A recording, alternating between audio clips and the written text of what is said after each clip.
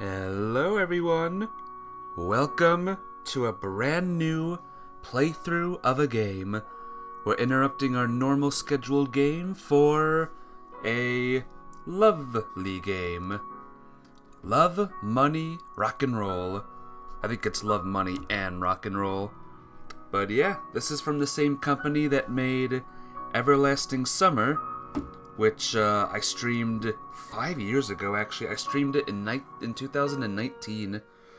Now it's 2024, and I'm streaming their next game.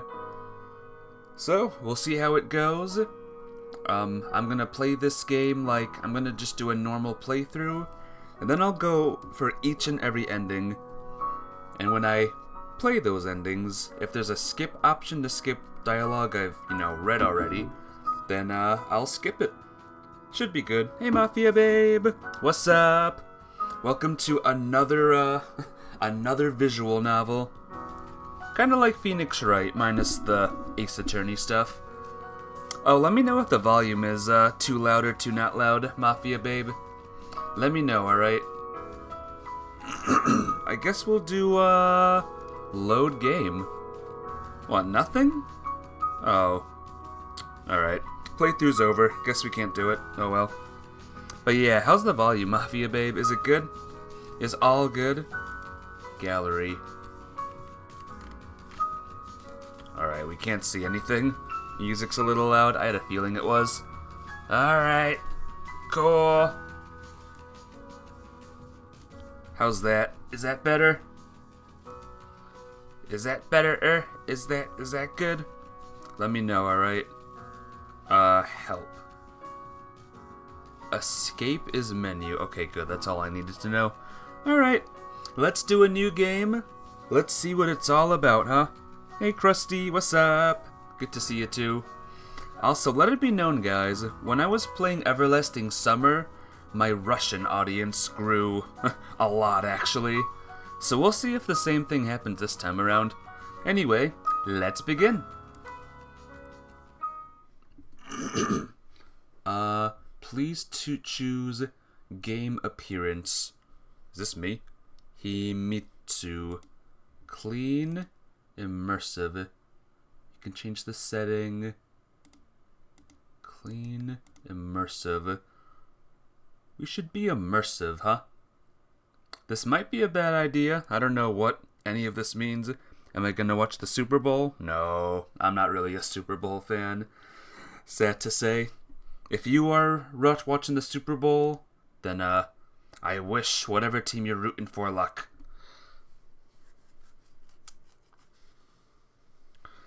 Are you ready, guys? 1987. That was a long time ago. I don't think I was born in 1987. Ooh, look at the tree. Very nice. These falling sakura petals. Messed up on the first sentence. Good for me. Does anyone really find them beautiful? Does anyone really see a deep meaning in their whirl? Maybe this interplay of color, the purple velvet against the setting sun, does mesmerize. Back then, I must have thought the same as I watched the leaves fall. You're not into football or watching sports in general? I don't blame ya. We used to have a party back in the day, but no longer. Maybe too much time has passed. I have forgotten. I have changed. Only the trees are still the same. They don't care. They came into this world before me, and they will yet outlive my descendants. They don't care for the beauty of their falling petals, their speed, direction, or angle. It's all the same to them. Why would they bother with such minutiae? To them, this is nothing more than a routine change of seasons. What's this game about? I don't know yet. You have to check it out and see. You have to see what kind of game this is, eh? To me, though, it is a flood of memories. A flood of memories. The tree in front of me now is exactly the same as it was that day. Looks like it's a tree leaf falling simulator. That's not what it's about, though. The day when I had to do something, the day when it was too late to do anything. It's the same. The same are the petals, too, falling with perfidious indifference. They truly don't care. They don't care if one day a photographer makes an entire exhibition of their image, or if a pair of sweethearts falls even more deeply in love, enchanted by their ceaseless dance. That's how nature is. It's not how I am. Same as that day a year ago, the day the petals were falling off the trees as well. Back then, too, nature was lying down, not dying, no, but falling asleep to wake up again in the spring, its fire of life rekindled. Sitting under this tree, I remember all the joy and all the sadness. Do you really love me? Yes. Truly? Yes. She turned away, while the petals keep falling, getting tangled in her hair, and making her look even more beautiful. You know, cherry petals really suit you. She turned around. She probably didn't want to. She probably expected something else. Elegant phrases, intelligent words, something that wasn't this. Really?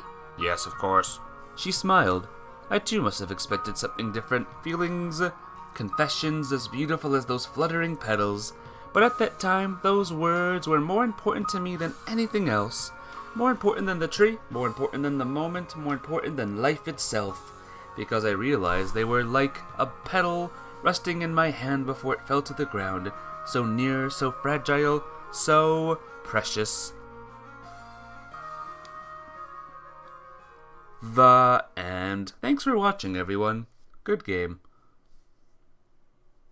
December, I think.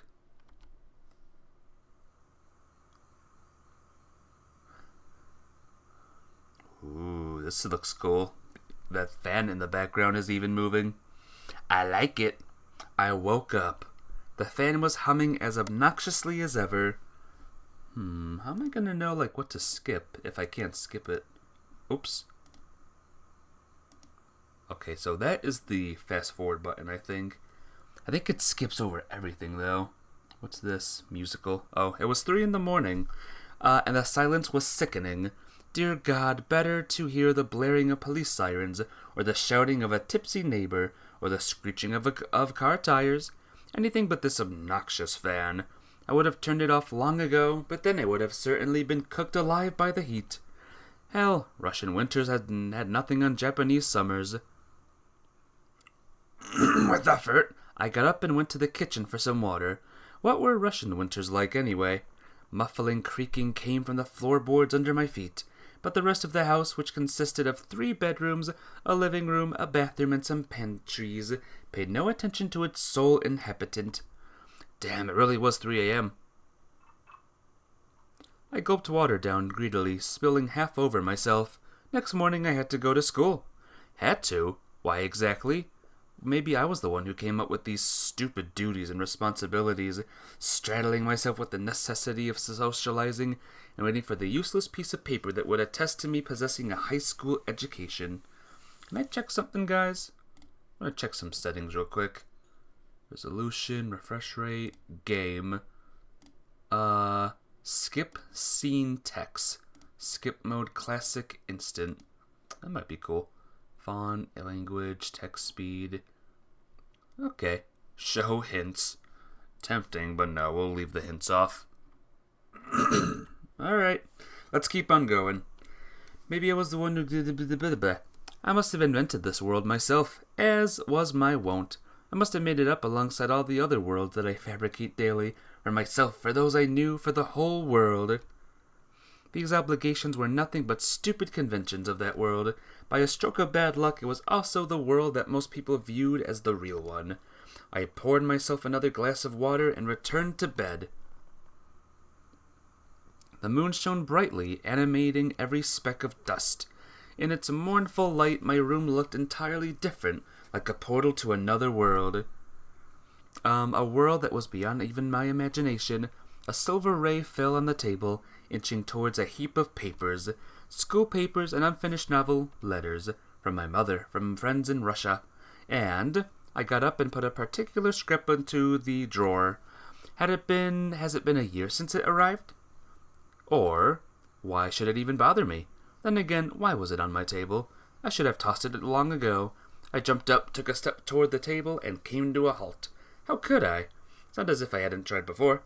More than once. The phone rang loudly, very loudly. It was 3 in the morning. Who could possibly need to talk to me at this hour? To a dejected high schooler sunk in self-reflection, although I was used to it. I like these sights. What do you think of all of these sights, Mafia babe? This would be a house I'd be comfortable in. Answer, don't answer. Oh, this is my first decision, guys.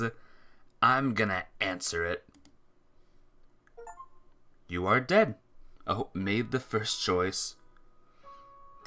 You chose to answer. You are killed instantly. You are dead. Game over. What? Hello? Hi, you're not asleep? They're very pretty. Yeah. Look at this. This really improved since the last game. I mean, the last game was already freaking gorgeous, but this is on a whole other level. Sun going through the windows and stuff. As you can tell, I felt a strong desire to hang up and disconnect the phone. But stronger still, I wish that she could be here now, close by. How come? How should I know? Perhaps because you called me. She mumbled something unintelligible. How are things in general? How should things be in general as at 3 in the morning? I don't know. Great! Then they're great. Oh, quit it. Well, what did you want to hear? I just wanted to call. You thought it was okay to call at 3 a.m.? I saw light coming on in your kitchen, so I figured you were up. Are you spying on me? No, I was just... The line went silent for a few seconds. She must have been trying to think of something that wouldn't sound too ridiculous. Just that I couldn't sleep either. Why either? What if I had been sleeping? But you weren't. Alright, let's start from the beginning. What did you want? I wanted to know... She paused mid-sentence, as if working up the courage before continuing more confidently. Are you coming to school tomorrow? What if I am? Then I'll come get you in the morning. Well, that's just great. It's 3 in the morning and you're going to come by, when, in 3 hours? So we won't be late. You know what? I think I'm going to pass. Hey, you can't keep missing school. At this rate, you won't be able to graduate. And then you won't be able to find a good job, and then... She got entirely tangled up in predictions of the future. Of my future. Oh well, no biggie. It won't be a biggie. Leave the door unlocked in the morning. You have your keys. What does it matter if I lock the door? Alright, see you in the morning then. See you. I didn't feel like arguing. What was the point anyway? She would come and wake me up regardless. If it's what she did almost every day. Why did I ever give her keys? Well, that was a while back. Must have been about a year. The cherry petals were probably falling on that day as well. But to hell with them! I made sure to set my alarm so I'd be up before she came. Not that it mattered much, but this was getting old. What's more, I was worried that I was getting too accustomed to it, seeing her familiar face every morning, dependent even, which was something I absolutely couldn't allow to happen. So if she wanted to come in the morning, fine, but she wouldn't be waking me up again. Who called me, guys? Who could it have been? Is it an assassin? Or something? 7/09/1987.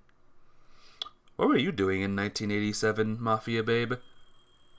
I think I was busy not existing. Maybe. 100 bells chimed with 100 melodies in my head, announcing the morning.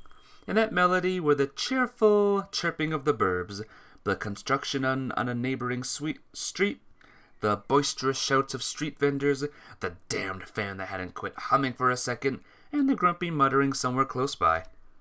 Ah! Who are you? The fixed gaze of large green eyes, the pouting lips, the 2 red braids all informed me that I had slept in. Her eyes are blinking. Was that a thing in the last game? I don't remember. Yeah, he was nowhere near existing. Ah, dang. Maybe this never happened. Maybe there was never a 1980 whatever. What time is it? The girl picked up the alarm clock and shoved it in my face. But it's still early. I protested. The early bird gets the worm. This is Himitsu. I feel like I've known her my whole life. Or at least since my parents and I moved to Japan. Her mother is Russian, although she divorced Himitsu's father when we were still children. Okay, oh, look at that. Her hands moved on her own there. That's awesome. Normally, I'm just used to, just still, like, images. Well done, visual novel. Well done.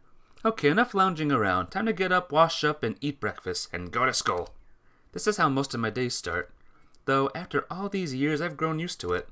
Incidentally, I forgot to introduce myself. Nikolai, a high school senior.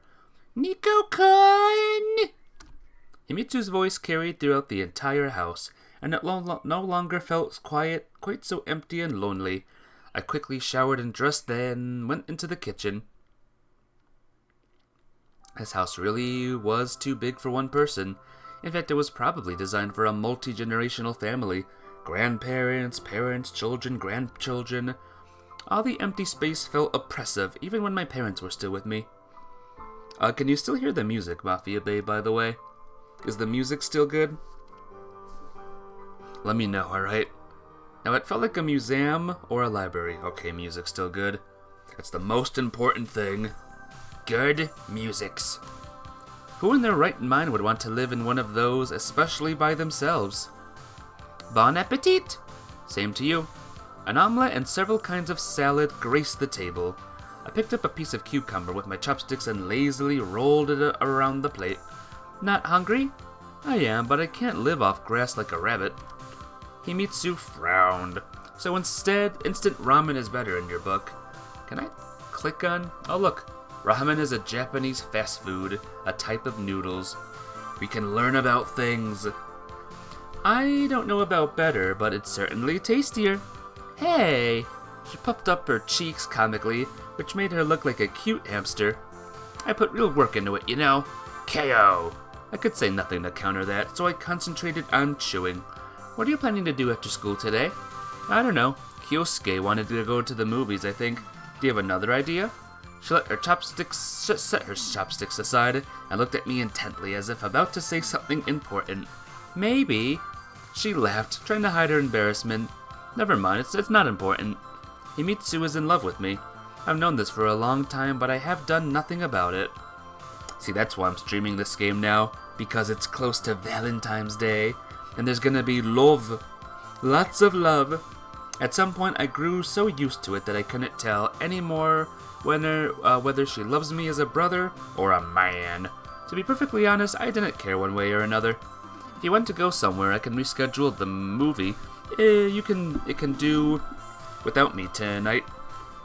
Her face gleamed with an earnest smile. Well, actually, I wanted to check out this one store near the station. It just opened. The girls at the shop won't stop talking about it.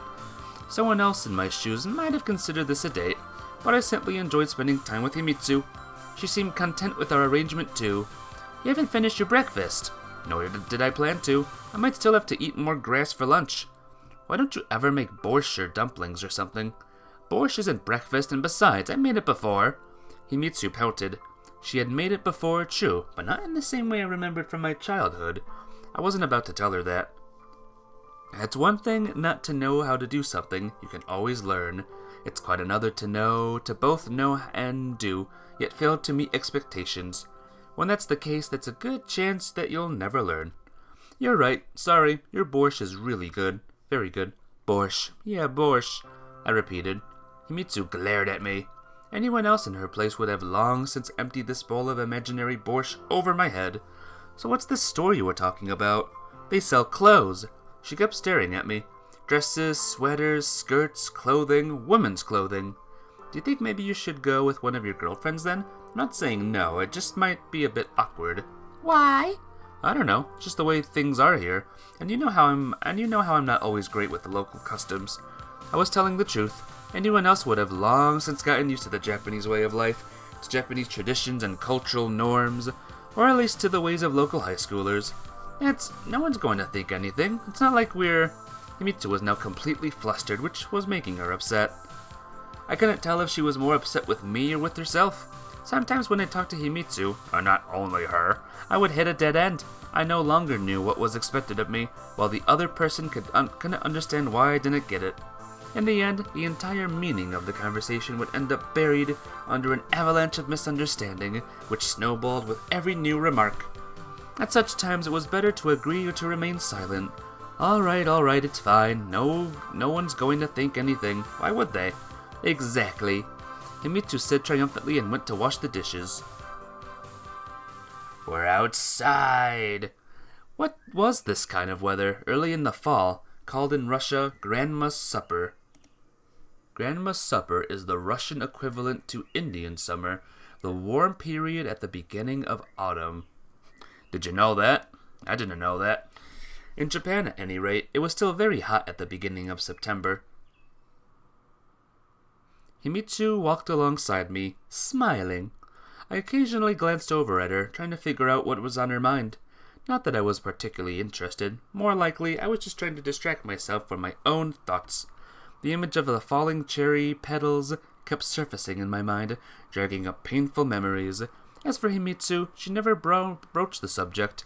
Was she keen to avoid reopening the wound, or was she just showing tact? Hey, Earth to Nico-kun, do you copy? Oh, there's a train! There's a train! Mafia babe, how do you get aboard the train? You made this game, right? No, I know you didn't. A very good company did. Wasn't it called, I think it's called Soviet Games who made this game. They did good so far, they need to make more. Huh? What? I had clearly been daydreaming. We're almost there and you're still sleeping? Himitsu knit her brow. As always, her displeasure looked more comical than intimidating. I'm not sleeping. I'm solving the world's problems in my head. Oh yeah, what sort of problems? She laughed. The political sort? Not even. Geopolitical? Who else will solve them if not yours truly? Your grades are a little underwhelming for a future politician. That's not important. There's been plenty of great people who didn't get the best grades in school. Take Einstein, for instance. I see. Himitsu smirked. We would have probably kept chatting like this if it weren't for a scuffle happening the moment at the school gate. Several people had surrounded a girl from a distance. We couldn't see who it was.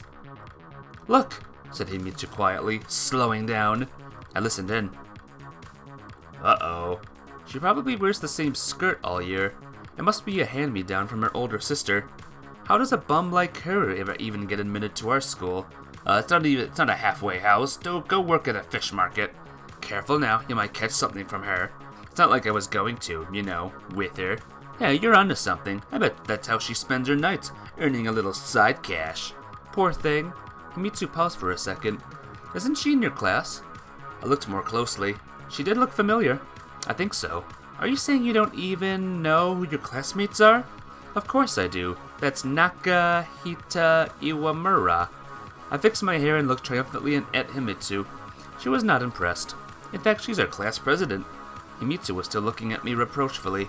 Well, what? I've never spoken much with her, and anyways, this is the first time we're together in the same class, so it's only been 6 months.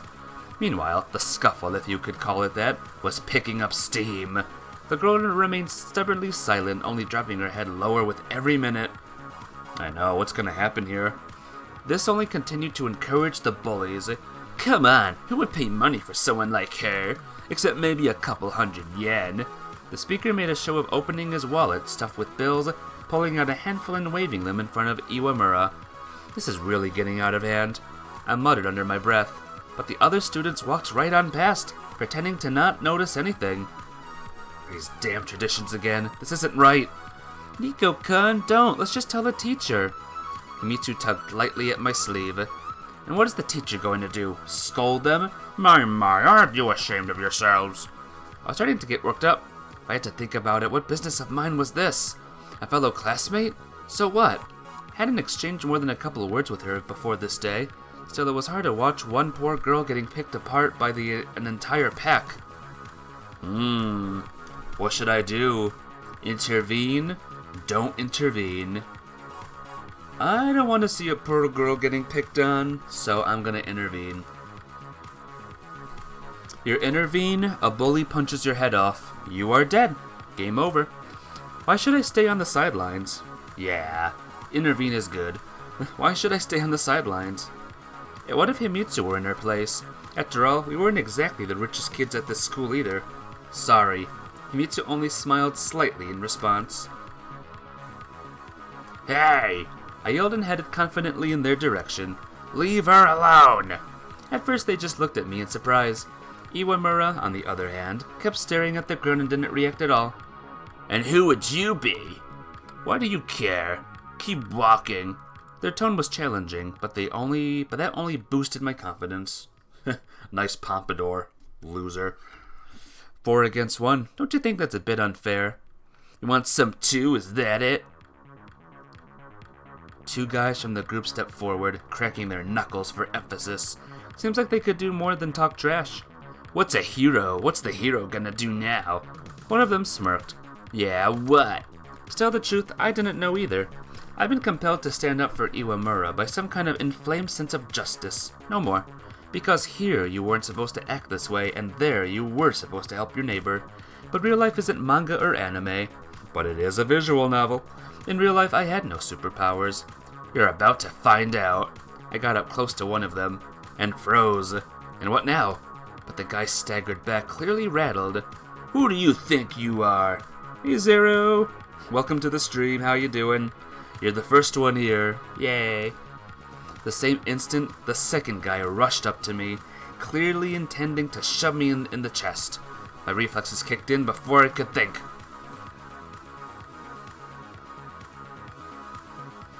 I killed him. Out swung my arm. Crack came the sound of the assailant's jaw. The world around me seemed to freeze. Iwamura, the other girls, and even the guy who I had just punched all stood seemingly transfixed with surprise. Still the wrong game, Zero. Still not the right game. You'll get there. Hee. But this only lasted an instant. Do you have an idea who my father is? One of the girls shouted. Don't yell, let's just go. He's some sort of psycho. Another girl tried to calm her friend down. The second guy helped his fallen friend up from the ground. Vote Ultima. That's good. Voting me for student council prez. This isn't over. We'll remember you. With these words, they quickly headed away from the school. Himitsu rushed over to me the same instant. Nico-kun, are you alright? Yes, of course. I replied calmly while examining my slightly swollen fists. Headed for the Swift Bowl? Shockingly, no, I'm not gonna watch it. You'll have to enjoy the Super Bowl and Taylor Swift without me, Zero. By the way, Zero, little quiz for you. What was I streaming last year at this time? Let's see if you can remember. Surprisingly, I wasn't shaking with adrenaline, as I might have been expected. Everything must have happened too suddenly. Iwamura Senpai? Senpai is a Japanese honorific used when addressing upperclassmen or older, more experienced co-workers. No, something more romantic I was streaming, Zero. Something involving 10 dates. Remember that game? In all the commotion, I had forgotten all about the chief cause of this kerfuffle. She stood up silently, peering sullenly at us from under her eyebrows. Are you alright? Was it the dating game? Yes, it was. With the real peoples. Remember that? That was a year ago. Are you alright? Fighting is prohibited on school grounds, she said quietly. What? A dumb smile spread across my face. I looked over at Himitsu. She looked just as confused as I was. I'm saying that there was no need to get into a fight. In case you haven't noticed, I was kind of defending you. They were such horrible daters. Some were good. Like that one person. Remember that one person? I would have left in the end. Iwamura went silent for a second, then looked up at me. Hey, number 13th, what's up? Welcome to a visual novel. How you doing, though? They looked up at me, her eyes flashed, but just as quickly her indifferent demeanor returned. They always do. Regardless, you could at least say thank you. It's just common courtesy. I was even more upset now than a minute earlier. And not only here, but in the whole wide world. Iwamura's only response was to raise her chin, snort, and quickly make her way toward the school gate. That's just unreal. I told you not to get involved, Himitsu said quietly. Doing good, you just woke up from a nap? Well, good morning. Have you heard of this game before, number 13th? Love, money, and rock and roll. Don't get what the point of fishing or having animals in it engages. I think some animals get you iron, or something. As for fishing, yeah, I have no idea about fishing. Never played it. It's pretty cool so far. But you did act like a real hero. Some hero, right? Where have you seen heroes like this? In movies, the heroes get thanks for saving someone. But you didn't do it for the sake of gratitude, did you? Himitsu kept smiling, which made me flustered. We'll see what sort of gratitude the teachers give me. Not into visual novels? Ah, well, maybe this one you'll like. Maybe. It's with the season that it is right now, the holiday. I grumbled. Come on, let's go. Someone killed your mommy. Aw, sorry, Zero. She'll be revived eventually. Don't worry. Or maybe, in the game. Oh, right. Come on, let's go. We're in school! Welcome to school, everyone! Another routine school day is now begun. So, little fun fact, guys. This is known as a chalkboard. You draw on it with chalk. Isn't that cool? Another routine school day. Someone stole your rings. What's a chalkboard? It's a thing that people used to use before big TVs and crap. I couldn't remember my Russian school at all, even though I'd attended for an entire 6 months. You love chalkboards? Yeah, that's what I had back in the day too. That's what my rooms had. Chalkboards. But for some reason, it seemed to me that schools were more or less the same everywhere in the world. As were people. Really, how many ways could there be to get stuff into a kid's noggin? If Macaroni and Popov could independently of each other invent a radio, why couldn't identical best practices emerge in education at opposite ends of the earth? Are there only girls in this school?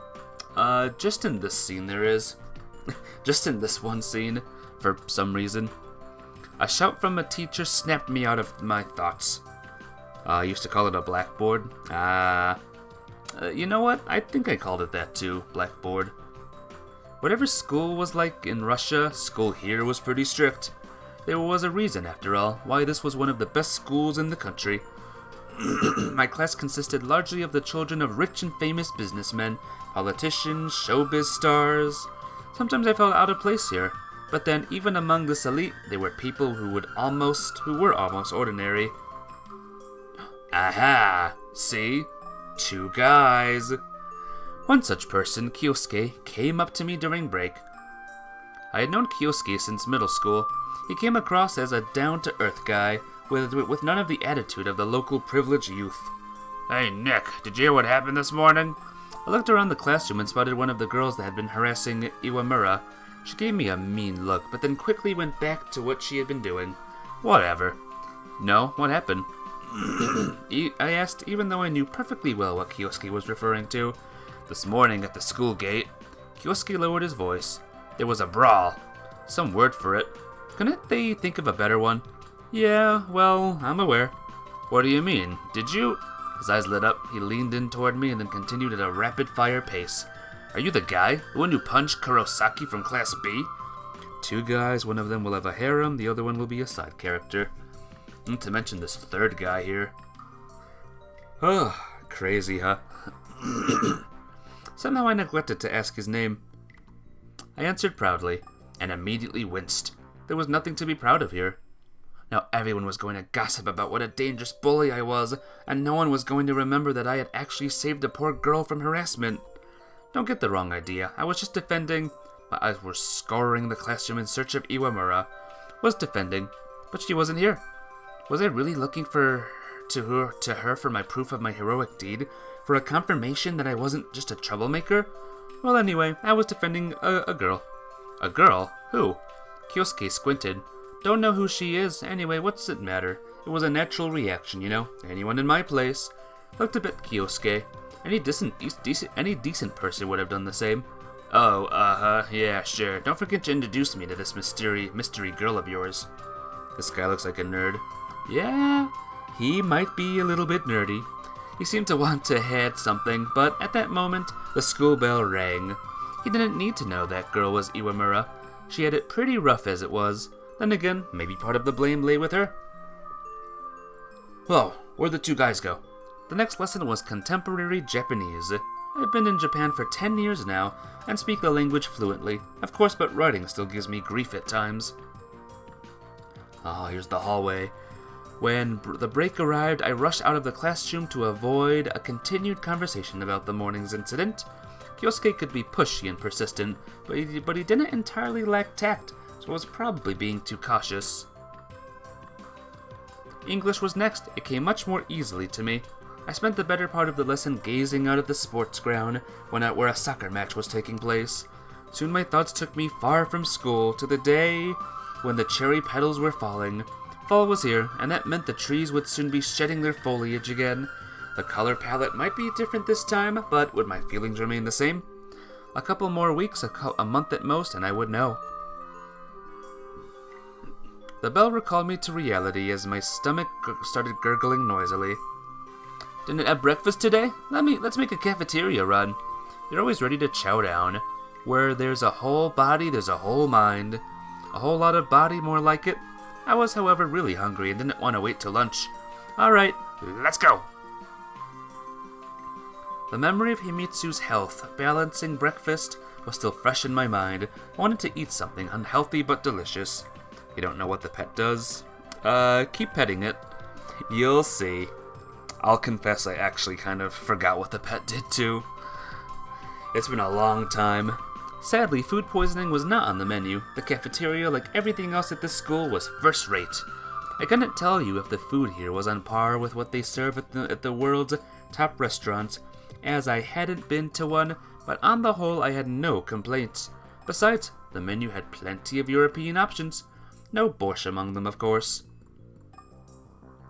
No one's here. We entered the cafeteria. Kyosuke was babbling on about some new magical girl anime. I wouldn't call myself a huge anime fan, but I watch them sometimes too. Though if you had to put my enthusiasm for them on a scale, I was as far as Kyosuke as Tokyo is from Moscow. Ah! Suddenly, BAM! Something jabbed my side, not too hard but enough to be felt. On top of that, I was doused with a liquid. Uh-oh. A girl holding a tray popped up from behind. I was dripping with orange juice while she gazed in bewilderment at the fruit of her labor. Hey, careful! I was more frustrated than angry. She didn't react in any way. Instead, she kept looking at me in surprise. Nice artwork. Yeah, the artwork in these games are really, really good. You should see the last one, number 13, that I streamed. The last, visual novel from this company. Everlasting Summer, it's called, if you ever want to look it up. Finally, she seemed to come to her senses. You're the one who should watch where you're going! I won't give her that voice, don't worry. What? I was so taken aback I smiled like an idiot and even retreated a step. Meanwhile, the girl scowled and glared at me. I said watch where you go instead of sleepwalking. You were actually the one who bumped into me. And why would I bump into you? I was lost for an answer. The girl was talking nonsense, but she was doing it so confidently that I couldn't help but question my own judgment. And why would I? How should I know? You're the one who bumped into me. Cute. You think she's cute, huh? Yeah, pretty cute. Will she be very, angry and sassy and stuff? We'll have to see. Alright, you got me. It won't happen again. I snapped back and was prepared to leave. Wait, she said quietly. You're, well, all wet. I looked myself over. Not the prettiest of pictures, to be sure. And what do you suggest? A joint trip to the shower? Me? I wasn't. How could you even think... The surprise and confusion on her face gave way to indigestion. Here was an insulted and humiliated victim, and I was the culprit, naturally. Okay, just forget it. Everything's fine. Wait. Her tone changed faster than the weather in the tropics. Here, take this. She handed me a handkerchief. I accepted it without an argument and was about to thank her when she snorted, turned her heel, and left to join her girlfriends at the far end of the cafeteria. It's a tsundere. It's a tsundere. What does that mean again, tsundere? What a strange girl. Nick, you... Started Kyosuke when I sat down at our table. Wait a minute. The last visual novel, I played, people kept calling that main character Nick. I'm playing this Nick? And another Nick. You know, Phoenix, right? Phoenix. Anyway, very interesting. Started Kyosuke. He was flaring his nostrils and gasping like a fish out of water. Do you know who that was? Hey, Kimmick. Welcome to the stream. How you doing today? Welcome to a visual novel. A love one. But yeah, how are you doing? No, who? That was Ellie-sama! Alright, let's see. Sama is a Japanese honorific used when addressing someone with the most possible respect and reverence. Approximate English analog in English would be sir, madam, or in some contexts even milady or milord. Did you know that? Now you do. You're good today? Awesome. Hope you're ready for a new week, Kamek. He looked probingly at me through as though expecting me to exclaim, "Oh, Ellie-sama, you mean her?" Sama who? I inquired coolly. How could you not know? And you want people to believe you're a student here? I don't want that. It's what the paperwork says. If only you paid more attention to what goes on around you. Alright, enough suspense already. Just tell me. He was clearly chomping at the bit. Kyosuke repositioned himself more comfortably in his chair, assuming a serious look, and began. Ellie-sama, she's like the school queen. She has perfect grades, she's great at sports, she won awards at the nationals, no, not even, the international level. Not the interplanetary? What a relief. Anyone would consider it an honor to be acquainted with her. To have her spill a drink on you? Is that what you mean? Tsunderes act like they don't like you or are mean to you, but when they actually do like you. Ah, right, I remember now. Thank you for reminding me. Kyosuke ignored me and carried on. It's not like I like you guys being here or anything. That's Tsundere, right? I'd give up my entire manga collection to have her start a conversation with me. Your entire collection? Okay, half. I squinted. Fine, a third. Alright, I get it. I should expect the police to show up at my door now and await my sentence. Death by glares, except, hold on a second, I'm completely innocent. You don't get it at all, Kyosuke sighed. Then again, maybe you should expect the police. After all, her grandfather is the chairman of the school's board of directors. And what am I supposed to do now? Keep apologizing to her? She was the one who bumped into me and spilled juice all over me. He sighed again and returned to eating. I turned slowly and looked in the direction of the school queen. Judging by the lively conversation and laughter coming from the table, Ellie-sama had already forgotten all about the incident with my lowly serf self. It's not like I like you was the main tsundere line. It's not like I like you or anything. Blush. The juice dried pretty quickly, leaving behind noticeably yellow stains on my white shirt. Oh, that stinks. I didn't really care about my appearance, but the school had its standards and didn't take kindly to such sloppiness, so I had to change into a jersey and track jacket. After another uneventful lesson, it was time for the long break, also known as lunchtime. Had I agreed to meet Imitsu for lunch? I couldn't remember. I could go for a stroll around the school, see if I'd eaten only an hour earlier. Oh, snap. Go for a stroll? Join Himitsu for lunch. Let's stick with Himitsu for now. What do you guys say? You join Himitsu for lunch. She accidentally poisons your food. You are dead.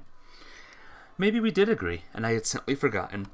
I had no interest in listening to Kyosuke's chatter, nor in chewing on the stale rolls from the cafeteria. Lunchtime! You like lunchtime, Mafia babe? In schools? Well, you do what you like, but I have an arrangement with Himitsu. Okay. He drew out the words cryptically. All the classrooms in our school looked the same to me, not just because they were in fact identical, but also because I didn't know a single person in them. Ew, school lunch. Ew.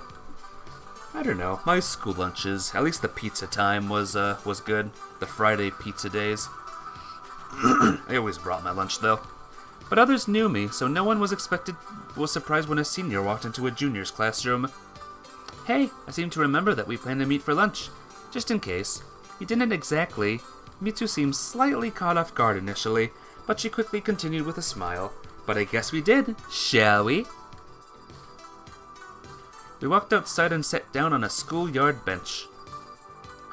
Ah!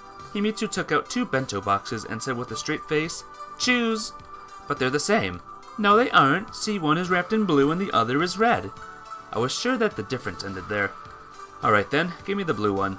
Himitsu made me lunch every day, although for whatever reason she shied from admitting it. She just always happened to have an extra bento on her, as if by accident. The way a guy would end up with an extra show ticket for a girl he liked. Here! Not really, though. She would often tell me in advance that she was bringing a bento, but at times like this, she still surprised me. So let's see what we got here today. Oh, can you see down here? Rice, whatever this is, tomatoes. Bento box is like a mix of food, I think. I'm not entirely sure. Google it. I mean, you should Google and see what it was and see some examples. I unwrapped the box and opened it. Rice, tomatoes, tamagoyaki. Type Japanese omelet, usually made into a roll and cut into pieces. Mmm, delicious. A meat patty. Wow! And of course the mandatory grass. The whole thing was drowned in salad leaves. What's the occasion? I picked up a patty with my chopsticks and held it to my face, as if trying to ascertain its authenticity. Well, you didn't like the breakfast? No, but wait a second. Didn't you prepare for this before breakfast? Of course not. She laughed. I just decided to switch things up a bit. I really shouldn't have been complaining about her cooking, especially considering that she did it all free of charge, selflessly, no strings attached, and without expecting anything in return, not even a thank you. My conscience was like a lump in my throat, preventing me from taking the bite, so I said, "Thank you. It's very good, and I'm sorry about this morning." I couldn't come up with a reasonable excuse even if I tried, so it was better to just apologize than leave it there. It's okay. I'm used to it. Mitsu laughed again, but now I felt even worse. I put my head down and focused on eating. I still feel bad for that girl. She sighed. Huh? What girl? Mitsu looked at me gravely. This morning at the gate. Oh, right.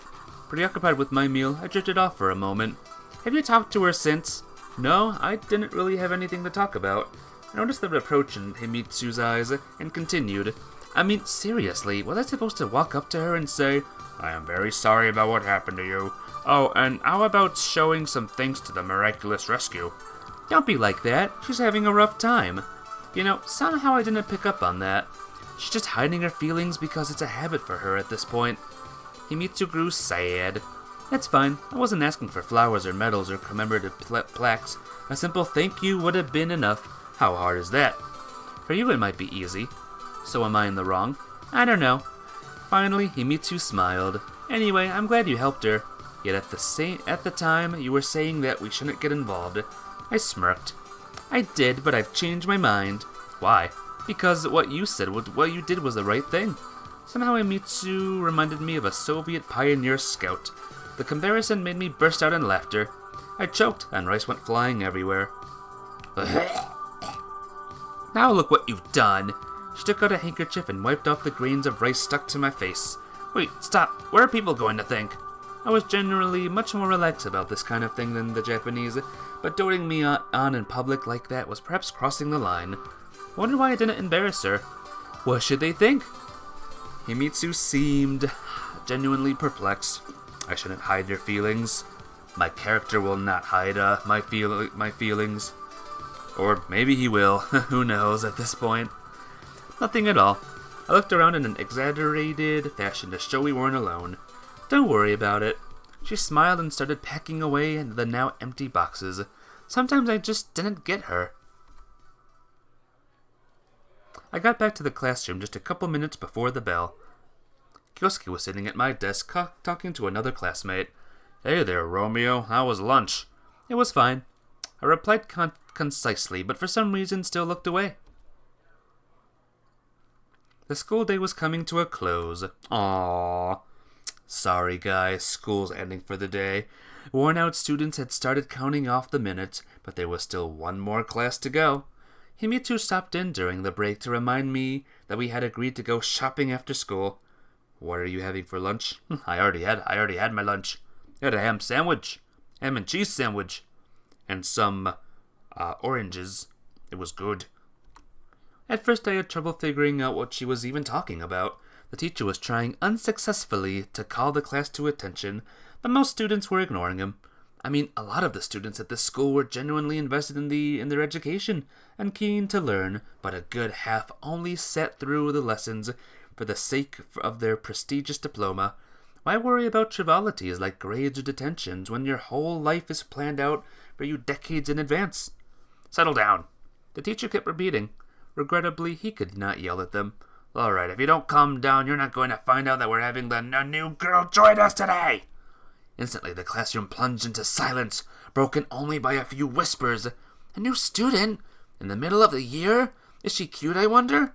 I wasn't particularly excited. I was used to their constant gossiping. I couldn't care less if the class gained another student, since I don't know the existing ones very well to begin with. Come in. A new student, guys. Who's she gonna be? A subdued murmur rippled through the classroom, but I felt too lazy to even lift my head. But then I felt a strong shove in the back. Hey! It's you? Is she cute, single? Does she like puzzle dungeon games? Maybe all of them. Or it's just Mafia Babe coming in. There she is. Oh wait, that's Kyosuke. I turned around and looked at Kyosuke. He sat there, mouth ajar. Who could the new kid be that even these overprivileged children would react like that? I faced the blackboard. The classroom was a whirlwind of scarlet cherry petals. Does anyone really find them beautiful? But how? Why? Oh my god! So this is what you look like, Mafia Babe. You're a Japanese schoolgirl from the 1980s. I had no idea. She is quite pretty. The girl from my visions, the visitor from the past, was standing just a few meters away from me. Well, go ahead and introduce yourself. My name is Mafia Babe. I mean, Catherine Winters. Actually, I know a few people here already. She quickly surveyed the classroom without pausing on anyone in particular. I look forward to studying with you. She deliberately distorted the standard Japanese greeting. Catherine Winters. So official. She had always been just Katia to me. She was the one who I had watched the petals fall. Then she moved away. She just left and never really gave a reason. You look nothing like that. Aw, dang. Maybe your hair is actually a different color. I think that's the difference, Mafia Babe. She left me alone, breaking my heart and shattering my dreams. I should have been mad. Should have even hated her, even. But I couldn't. Ah, how disgustingly trite and hackneyed it all was. Like I'd been trapped inside a second-rate shoujo manga. Shoujo manga is a category of Japanese comics targeted primarily at young female audience. Huh.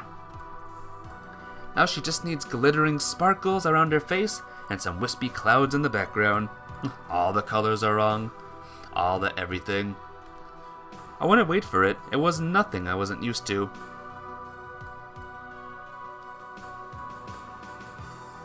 The petals are gone now. I rubbed my eyes and pinched myself hard. Nope, not a dream. Hey Nick, why is she back? Do you know something? Why haven't you said anything? Kyosuke was prattling on annoyingly behind my back. My world had contracted into a dark tunnel, with me at one end immersed in total darkness, and her at the other bathed in light. Is Rosado a guy?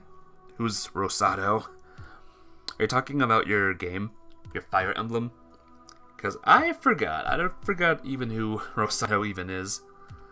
Except that waiting for me at the other end was surely no paradise.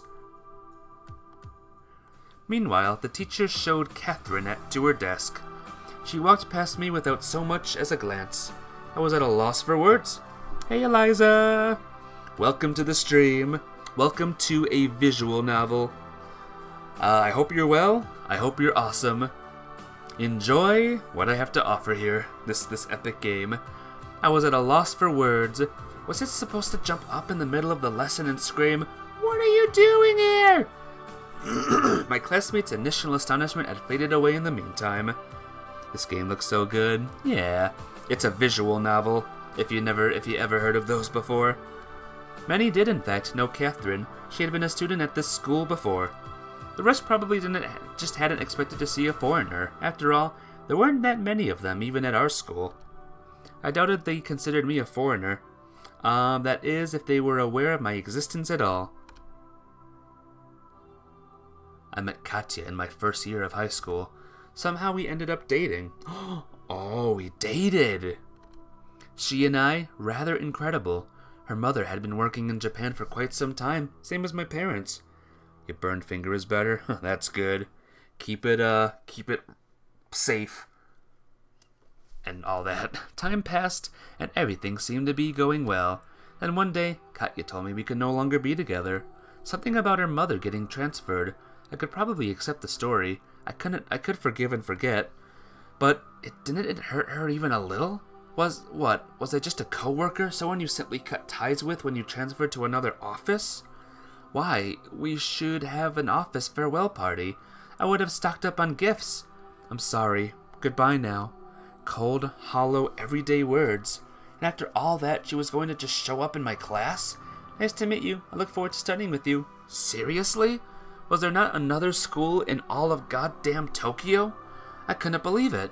But still, somewhere deep inside, an ember of hope remained. What if she came back because of me? And that's the reason she's here right now. Right, hope springs eternal. I was watching the seconds go by slowly on the clock. Talk to her. I had to talk to her. The bell at last. I worked up the courage and... She floated right past me, heading for the door. Had I been too slow, too indecisive? What did it matter now? Hey, Nick, are you asleep or what? Kyosuke's words seemed to come from afar as if from another world. But what was I going to say to her? Hi, long time no see. How are things? Anyway, why hadn't she approached me first? Was she scared? Shy? Nonsense, that wasn't like Katya at all. Then she must have not have wanted to talk. I knew her too well. Kyosuke was shaking me frantically and muttering something, but I was ignoring him. Nico-kun! A new voice. Nico-kun! Himitsu. I lifted my eyes and looked somewhere past her. Earth to Nico-kun, do you read me? I snapped back into reality. Yeah, what is it? You've forgotten again, haven't you? She was pouting comically. I knew you would, so I decided to come fetch you. What did she want with me? Fetch me? What for? All right, we had made some kind of plan, but what did that matter now? Catherine had left, and she was moving further away with each passing second. Maybe the distance between us now was far greater than all the miles of the Pacific Ocean, but I had no idea what I was going to say to her. I had long been secretly hoping to get over her, to let go and move on with my life, and now this. Regardless, I had to make a decision. Fetch? We're fetching, all right. Or she's fetching me, rather. I was going to run after her. I had to get going. Do I hear voices in the background? But if I paid close attention, I could hear what they're saying, the exact words. Run after Catherine, do nothing. We'll stick with Himitsu this time. How about that? We are going to do nothing. That is so fetch. You do nothing. You are dead. Game over. Kiss. That'll be soon, Zero. This is only the start of the game. Don't worry, Eliza. We're gonna do more than one playthrough of this game. The last visual novel from this game company I made, I did every ending. So that's what I'm gonna do in this game too. We're gonna get every single ending. How much longer was I going to let this continue? A surgeon had to excise this rotting flesh to prevent disease from spreading to the rest of the body. Since we were classmates now, I was bound to find out eventually why she had come back. Of course I remember, I said confidently, stood up, took Himitsu by the hand, and headed for the door. Wait, what about... I turned and gave Kyosuke a glare so furious that he shut up immediately. So fun. Yeah, we're gonna have a good time with this one. Anger, resentment, longing, all these emotions intermingled within me. I walked down the hallway oblivious to the world around me. I stopped only when we reached the lockers. I looked around the schoolyard. What if she was still here? Nico-kun! Himitsu ventured timidly. What? I snapped back, turned around, and realized I was still holding her hand. Sorry. I let go. Did something happen? Don't say I didn't. Don't say you didn't. I can see something's wrong. Kyosuke-san looked agitated too. Right. Kyosuke? I snickered. The only thing likely to agitate him is some unrealistically shaped anime girl. That look in Himitsu's eyes didn't change. I meant that he was telling me about another anime again. You know, the one about magical girls. They show it at 6. You must have seen it. Why was I lying to her? How was I lying now? I knew I couldn't hide Catherine forever. Sooner or later, Himitsu was going to run into her at school, or worse yet, Catherine would show up at her house. They did know each other after all. Anyway, it's nothing. Let's go to your store. What did you say it was again? By the station? Himitsu wasn't going to pry. It wasn't in her nature. Guess what? So the teacher asked Ray-kun today, when did man first land on the moon? And you know what he said? 2079. Can you believe it? And then during PE, Mewtwo carried on as though nothing happened. Maybe nothing did, where she was concerned. The store wasn't too impressive from outside. Maybe it was the low prices that drew girls in. By the standards of our school, Himitsu's family wasn't terribly wealthy, but her father worked for the government, so they weren't poor either. We went inside. She's trying on clothes. Himitsu was trying on one outfit after another. How do you like it? It's fine. How about this one? I think this color will be in fashion this winter. It's fine. What do you think of this dress? Little discontent was starting to seep into her voice. I like the last one better. If only I knew what she tried on before. I was in no mood for a fashion show. To me, Himitsu looked good in any outfit. Why did she even need all this stuff? Did she not have enough clothes? Really, why? I had known Himitsu for a long time, but I couldn't recall her ever being in a relationship. But she wasn't a child anymore. She was a beautiful young woman. It was high time for her to get a boyfriend. Hold it. Was I feeling jealous? Jealous? He said hold it. Just like Phoenix Wright did. No, of course not. Anyway, if she had found somebody, I would have been the first to hear about it. I think what matters is that you like it. But I like a lot of them. I like this and this. This one, not so much. Mewtwo was shuffling through the clothes. What had she done to deserve this treatment from me? Catherine is back, I said, trying to be casual. What? She seemed to not have grasped what I said. She showed up in class today, right before the last lesson. I guess we're going to be classmates now. You like that dress? Alright, Himitsu, that's your dress right there. Oh, you dropped it. Really? Himitsu became instantly miserable and dropped the dress she liked so much. I see you're not too happy. I'm happy. I just thought that she had moved away permanently. Well, that's what I thought too. And what is she planning to do now? What do you mean? I mean, Himitsu was hurriedly putting the clothes back on the rack. She's been gone so long, you're seniors already. You know, honestly, I hadn't asked her about her life plans. Hell, I hadn't even talked to her. What about you? Are you glad, Nico-kun? Why'd you drop the dress? Ask her. Ask her, she's the one. She asked gently. Wouldn't call the situation straightforward, but what's there to be glad about? You know full well what happened last year. Yeah, but that's all in the past now. We'll see what happens. I'm sure she has her reasons. At least I didn't have to keep lying to Himitsu. Sure, I had told her everything, but what was the point of dumping all my worries on her? In the end, this was between me and Catherine. Are you not going to buy anything? She paused to think. No, everything's very expensive here, and I'm almost out of allowance for the month. But it's only the 7th, I exclaimed. Well, let me give you a present then. That white and yellow dress. It looks good on you. No, it didn't. Himitsu countered unexpectedly. I look fat in it. You? Fat? I laughed loudly, drawing annoyed looks from the store clerks and the other shoppers. See, this is why I didn't want to come, I whispered. Himitsu just smiled and said nothing back. We hardly talked on the way home. I felt awkward. Now would have been a great time to hear stories about Ray-kun or Saya-chan, who couldn't hit a volleyball over the net. Don't feel bad because of Katya. I feel fine. She doesn't look fat, I know. That's a thing that girls say. But some girls, rather. I don't know if any girls in chat say that, but, you're not. No one is. No one is ever. Come on, I can see it. Don't worry, I'll be alright. It's been long enough. The important thing is that you believe that yourself. I do. It's just all a bit unexpected. But you know how she is. She comes uninvited, leaves you without saying goodbye, always self-centered. I smiled involuntarily. Himitsu noticed and grew even sadder. Thankfully, by then we'd already approached my house. Well, I'll be off. See you tomorrow. See you!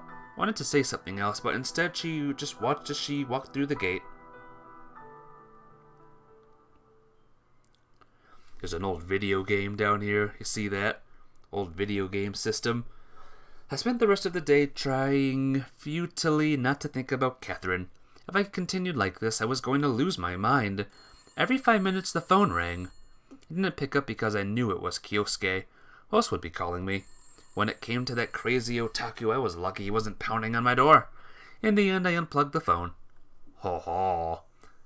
I tried to keep myself distracted with TV and video games, but they got boring quickly.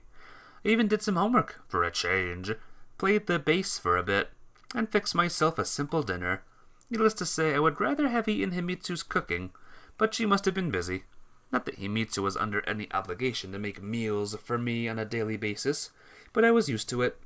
Thinking about it, I realized that my habits had become an integral part of my life. Oh, I gotta stretch. To the point where they'd started to take center stage in it. Catherine's reappearance was threatening to throw everything off balance. It was like I'd grown senile and flabby in the past year and a half.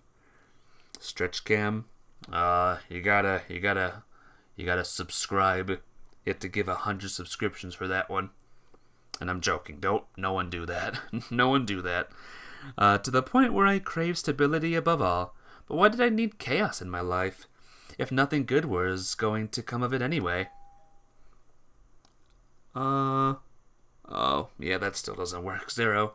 Suddenly, the doorbell rang. It was probably Himitsu, but at this hour? I slowly made my way towards the door, but halfway a thought struck me. Why would Himitsu need to use the bell? Then it had to be Kyosuke, although it was definitely late for him. The evening routine for my well-fed friend was anime followed by bed, but whatever. But there was nobody at the door at all. I looked around and walked outside, but the street was empty. Oh, it looks nice at nighttime. I like it. Stupid pranksters. Yet someone had definitely been here, as on the way back I discovered a note by the doorstep. The note read, "Nikolai-san, be careful. You are in grave danger. Certain very powerful people linked to your father are after you. This is not a prank or hoax." Yeah, sure. Next in order would be a busy, busty magical girl in my living room, ready to obey my every command. "Kyosuke!" I shouted. This isn't funny. Dun dun dun, I know. Now, the game's gonna change. And why bring my dad into this? My parents? The incident? They fled the Soviet Union when I was 7. In Japan, they worked as regular engineers at Kobayashi Corporation. After they passed, I had the option of going back to the USSR to live with my relatives, but I ended up staying, since I lived in Japan for most of my life. My father's friends had helped take care of the legal formalities, while his bank account kept me from starving. "Kyosuke!" I called out, less confidently this time. The only reply I got was from a neighbor, who barked something about it being nighttime and my yelling. Well, maybe it wasn't Kyosuke. But then who? If the note was a joke, its author had failed to deliver the punchline. And what if there was a simpler explanation? What if it was for real? I twiddled the note between my fingers. It was an ordinary piece of notebook paper, carefully clipped. The words were Japanese, written in a steady hand, although the spelling left something to be desired. Why write by hand at all, I wondered? Would it have been simpler to type out the message? Or in a pinch, clip words from a newspaper and assemble the note that way, like in those cheesy crime shows? At least I could rule Kyosuke out. I would have recognized this handwriting. "You are in grave danger, linked to your father." What if it were those punks? Just because their parents weren't loaded, it didn't mean they had A's in Japanese. Or maybe Ellie-sama's servants had decided to take revenge for the cafeteria incident. No, that was ridiculous. Ultimately, who would bother with a regular Japanese student? And why now of all times? Right on the heels of Catherine's return, too. To be honest, I couldn't remember how good Catherine's Japanese grades were. I couldn't remember her handwriting either, but I knew she'd spent considerably less time in Japan than I. Catherine had been a decent but not straight A student after a year and a half without practice. At any rate, she was the prime suspect now. Didn't even occur to me to ask why. Her motives had stopped making sense to me long ago. Either way, I had to try to find some answers at school tomorrow. But now it was time for bed. I had felt so worn out by the end of the day in a long time. Who was it, guys? Who was the one? But sleep wouldn't come. I kept tossing and turning and getting mad at myself for it. Meanwhile, the clock ticked past midnight. I flinched and perked up my ears. Perhaps I'd imagined it. Not again! Hopped out of bed, eyes scanning the room for anything I could use to defend myself. The bass wouldn't do. I walked up to the door on stiff legs, asked in a shaky voice, "Who is it?" "Nico-kun." I breathed a sigh of relief and opened the door. "Do you know what time it is? Sorry, but your phone was off." So is that a reason to turn up here in the dead of night?" "No, but I tried calling several times. Wanted to know if you were going to school tomorrow. You're so concerned about my attendance, you should wake me up in the middle of the night." "I'm sorry." Suddenly I felt bad. Himitsu was just being herself while I was taking my problems out on her. She wasn't the one who had brought Catherine back or left a note. Not my fault. I should be apologizing. It's been an awful day. I mean, it's been a tough day, very busy, and I was already asleep. Trying to sleep at any rate. "Okay, I'll be going then. Good night." I shut the door behind her and returned to bed. If today was tough, what would tomorrow be like? "It'll be fine. Tomorrow will be great. Tomorrow will be the best flippin' day ever." Loading. 1987. That was a long time ago, huh? Morning. 100 bells chimed with 100 melodies in my head, announcing the morning. In that melody was the cheerful chirping of the birds, the construction on a neighboring street, the boisterous shouts of street vendors, the damned fan that hadn't quit humming for a second, and the grumpy muttering somewhere close by. The fixed gaze of large green eyes, the pouting lips, and 2 red braids. Hold on, this had already happened before. I jumped out of bed, staring in bewilderment at Himitsu, and blurted out, "What day is it today?" "Tuesday," she replied, frightened. "What's wrong?" "Tuesday, huh? All right then, Tuesday it is then." I scanned the room meticulously. The open notebook I had tried doing my homework in the night was still in the same spot, which meant that everything was fine. Just felt like tomorrow hadn't come. "What do you mean?" "Well, like when you wake up and today is still yesterday, like in a sci-fi novel. You read too many of those." Himitsu laughed. Things did seem to be running their normal course, except I now became aware of a peculiar smell. I sniffed the air. "Is that?" "Yes, well, I prepared breakfast ahead of time. A big pot of borscht sat on the stove." "Good lord, but why?" "Didn't you ask for some yesterday?" "No, I didn't. I just mentioned it as in passing. It was a joke." "Well, you know what?" she said menacingly. "You're going to have to eat this joke now." Soup for breakfast? Now that was certainly unorthodox. Himitsu had outdone herself this time. Supposedly yesterday I had said something about foie gras and a 1978 Chateau Margaux. Would that be awaiting me now too? In any case, the borscht tasted quite good. Granted, it wasn't exactly a traditional recipe. "Well?" Himitsu was sitting across from me, looking at me intently. "Why aren't you eating?" "I'm waiting to hear what you think." "Oh, yeah, sorry, it's delicious." "Really?" She didn't believe me. Yes, really, why wouldn't it be?" Himitsu tried the borscht. "True enough. Now don't you dare complain about my cooking again." "When did I ever complain? You just don't get my humor." "I do get it. I thought it was just some light-hearted banter, but Himitsu didn't look her usual self. Every so often, a shadow of sadness passed over her face. Did something happen? No. What about you? What about me? At that moment, the events of the previous day flashed before my eyes. The surprise awakening in the borscht had temporarily made me forget about Catherine and the note. Everything's fine, just a bit unexpected. Don't worry, I'll be alright. Good, if you say so. She smiled. Let's go, or we'll be late for school. We exchanged only a few words along the way. Somehow we just couldn't find a suitable subject for conversation. I didn't want to tell Himitsu about the note just yet, and she probably hadn't had anything that happened to her overnight that was worth sharing. Sure, I could have talked about some random stuff, but that wasn't my thing. It's school time again, guys! Woo! Finally, we reached the school. No incidents today, I hope. I hemmed. Alright, see you. Don't sleep in class. Himitsu smiled and headed for her classroom. Okay, now I had to think of a way to snag Catherine's notebook without anyone noticing. I hoped she'd written something in it. Preferably in Japanese. I was walking down the hallway, lost in thought, when someone called my name. Anokin-kun. Hold it there.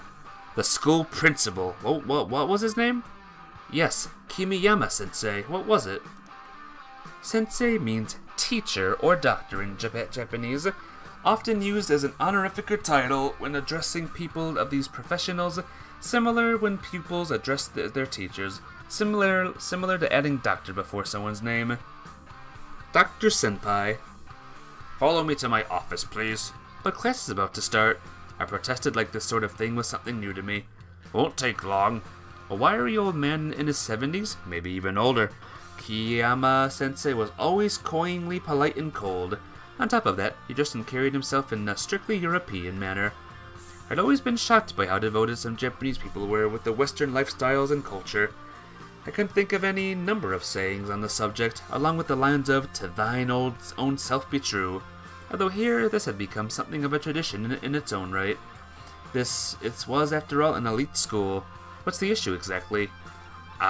Anokin-kun, please come along. That's a confusing last name. Anokin. Well, naturally, he wasn't going to reprimand me in the middle of the hallway, in view of the entire school, was he?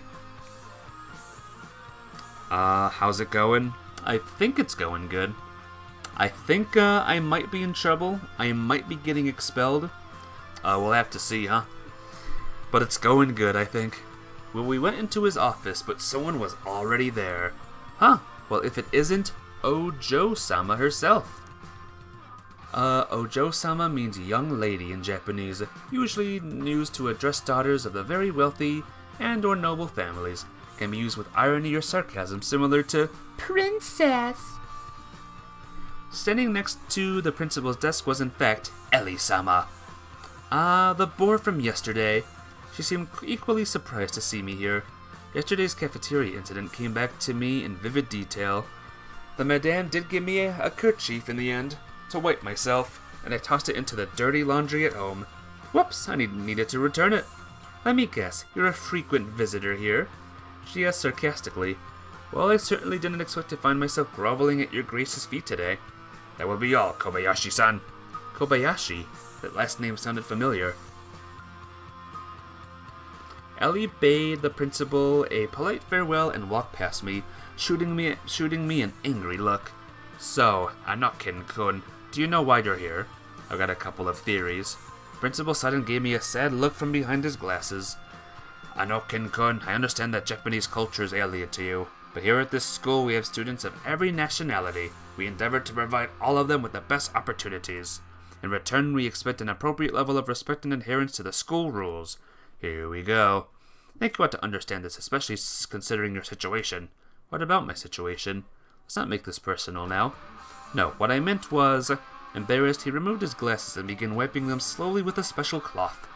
I meant to say that we make no distinctions between our students. The rules are the same for everyone. I understand. In that case, you must also understand that you can't just skip classes for no reason. He put his glasses back on and gave me a hard look. And speaking of your attendance record, I understand. If you understand, why do you keep skipping classes? Do you know who sponsors our school? I shrugged. Kobayashi Corporation. This name does mean something to you, does it not? This company's president himself is chairman of our school's board of trustees, the centuries-old traditions. At that point, I tuned him out. Kobayashi Corporation and Kobayashi Ellie. Things were adding up. Interesting. I wondered, would she still be the school queen if she had been born into an ordinary family? A family like Iwamura's, for instance? Anokin-kun, what's that smirk for? Did I say something funny? I'm very sorry, Kiyama-sensei. This will not happen again. I bowed to the ground. Alright, that's enough. The old man apparently hadn't been expecting this degree of repentance from me. I had seen the error of my ways, and I promised this will never happen again. Well, that's the most important thing. The fact that you understand and don't let it happen again. Very well. Go now or you'll be late for class. Thank you very much. I'm going now. Whew, dodged a bullet there. I formally took my leave and marched out of his office. Only Kobayashi I know is the woman with a bunch of dragons in her apartment. Isn't that an anime? Kobayashi's Dragon something or other? That's a show that people are trying to get me to watch. It is an anime? I had a feeling it was. So why didn't you tell me that this Elisama was of yours as a Kobayashi? There were still a couple minutes left before the beginning of the lesson. I did tell you. No, you didn't. You said her grandfather was the chairman of the board of trustees, as if I'm supposed to know who the chairman is. That's the problem. You never know anything. Anyway, why do you ask? I got called into the principal's office just now. For skipping class? Why else? At that moment, the bell rang. Alright, pay attention, guys. It's school. Only now did I remember Catherine.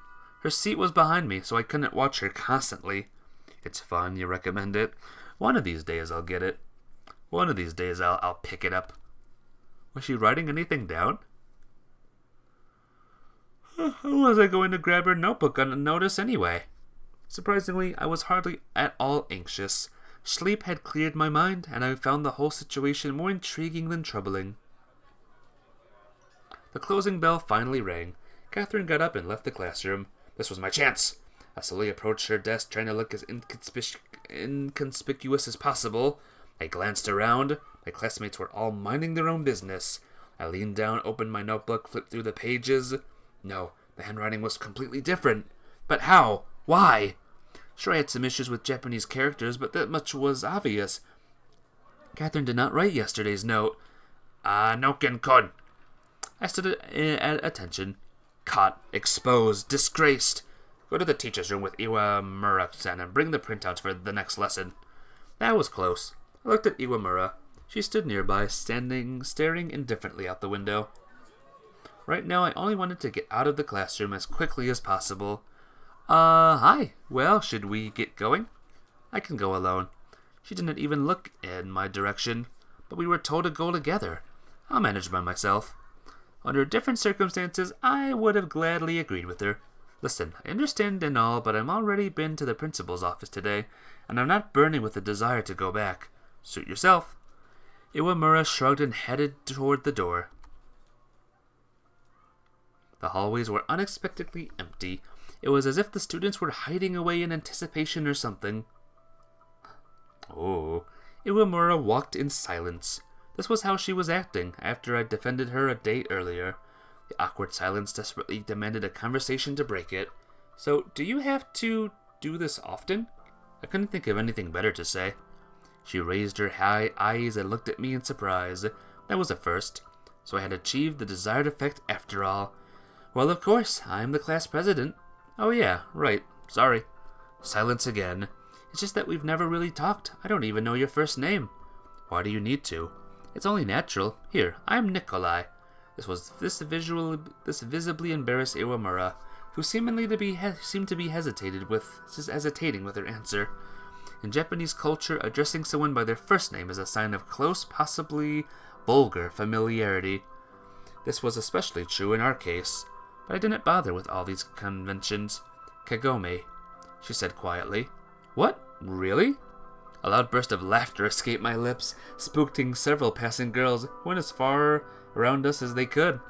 What's so funny? Kagome frowned. Nothing, it's just, wow, it's a weird name. Kagome is a Japanese children's game, and a song from it. This is the reason Nikolai is surprised about his classmate's strange name. Weird name. A name like Ultima. What? No weirder than yours. What? What's wrong with my name? It's a normal name. Nikolai. Nicholas, if you prefer. If you prefer, Nick. You're all the same. She was starting to get worked up, it seems. Who are we? Gaijin? What's this? Gaijin means foreigner in Japanese, often used in a derogatory, disdainful manner. Oh no, not as weird as yours on number 13th. Hey, I am curious. No, the local morons. How rude. Kagome snorted and turned away. Listen, do you have a problem with me? I think you have a problem. Oh, really? And what is it? I'm curious? Who's that new foreigner? I opened my mouth in surprise. Why would she be asking about that? Why? You've been staring at her nonstop for 2 days now. Have you been spying on me? I'd have to be blind not to notice. She responded unfazed. That's really none of your business. Of course it's not. Kagome smirked. But neither is my life any of yours, so why are you prying? She had a point. We have 3 choices here. She's someone you used to know, the 2 of you used to date, or you don't know her. Let's just say the truth. We'll go right out and say it. We were in a relationship at one point. Kagome's facial expression was hard to read, and she remained silent. Why did you bring her up anyway? It's not every day that we have a new student in our class, and such a striking foreigner at that.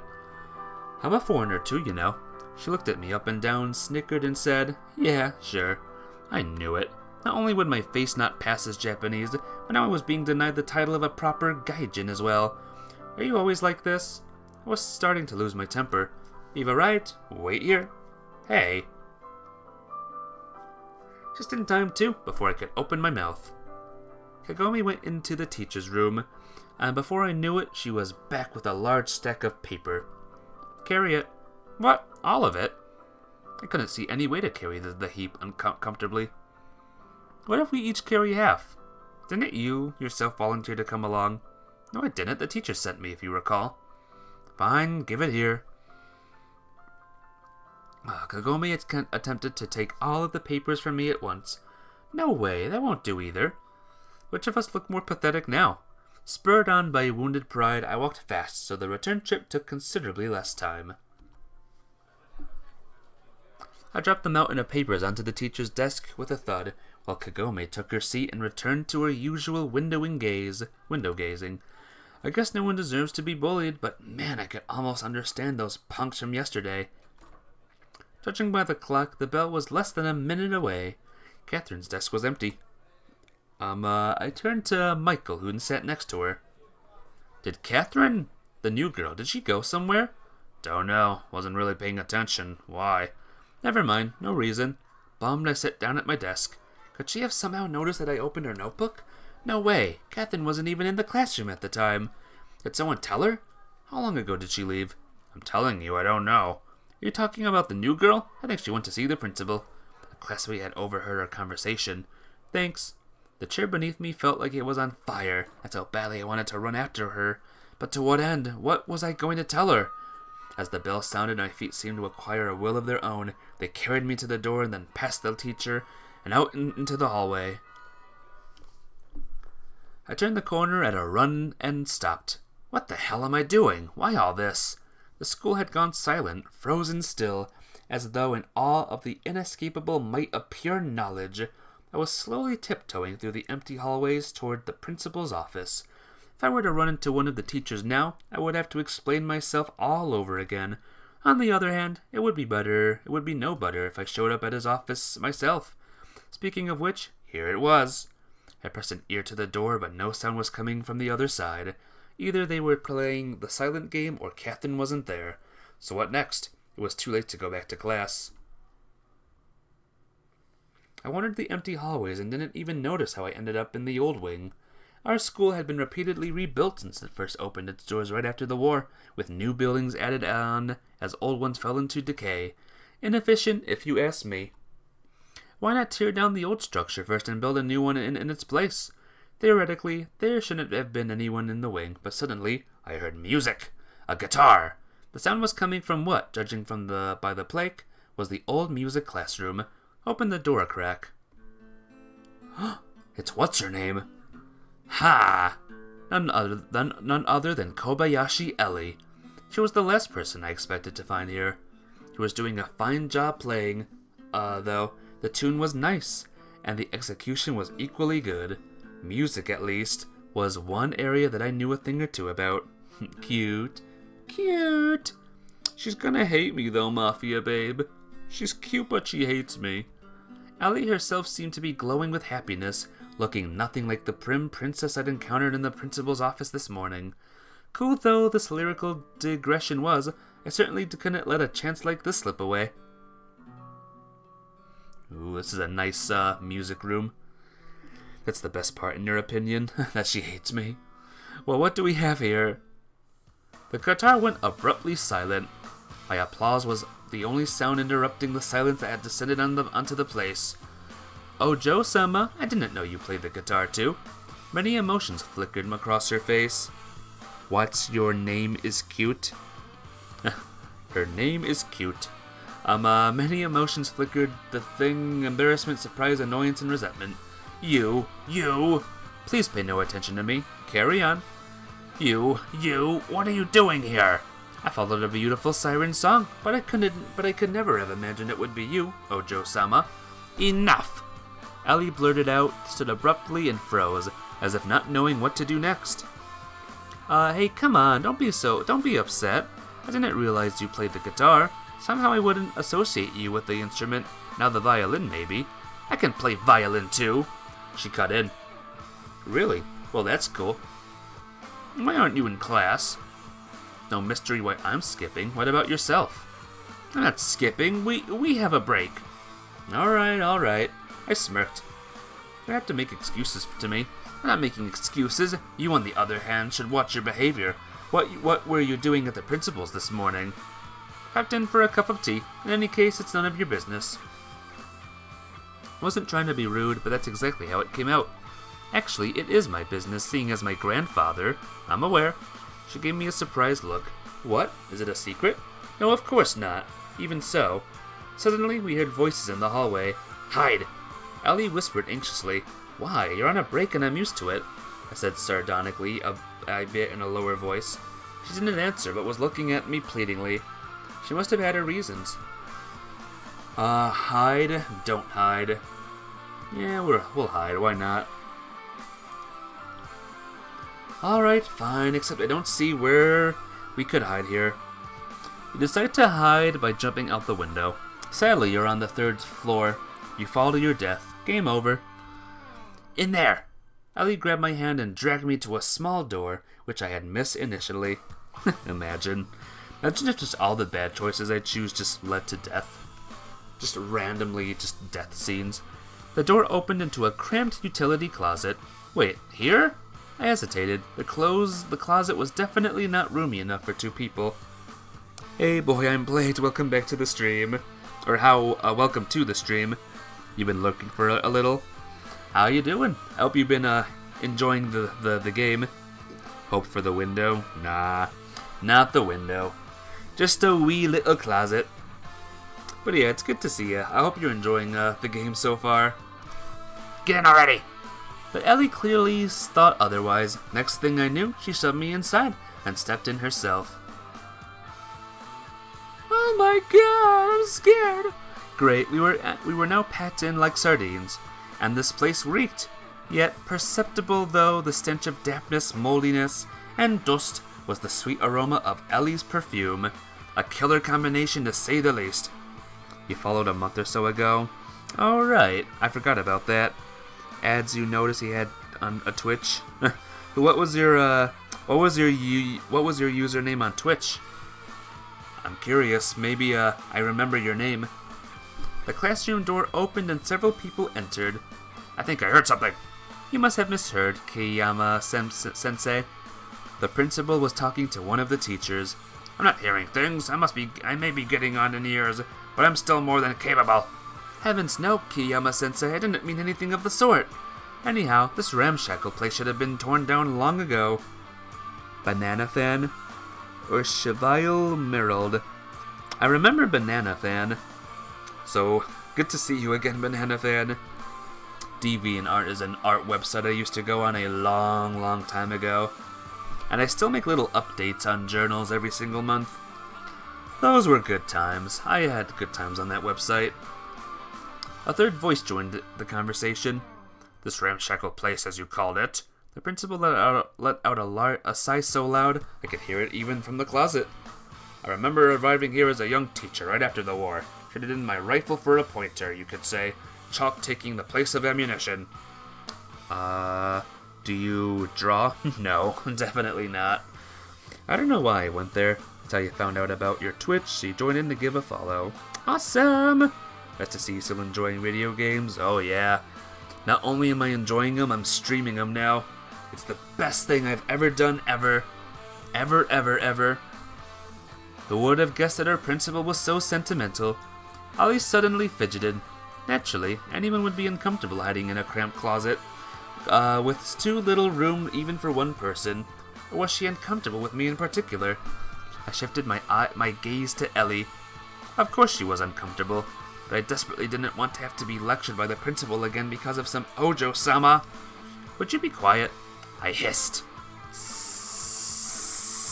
She turned red like a boiled lobster. Her breathing became rapid and irregular. It really was an awkward situation. You'll be hopping off for now. It's been nice lurking here and there. Hey, I'll see you soon, alright? Yeah, be well and awesome. Don't fall down a window. I'll try not to. I also won't get locked. I will try not to get locked into this cupboard that we're in and starve to death. But yeah, take care, my friend. I'll see you soon. But it was for both of us, and I was still trying to hang on.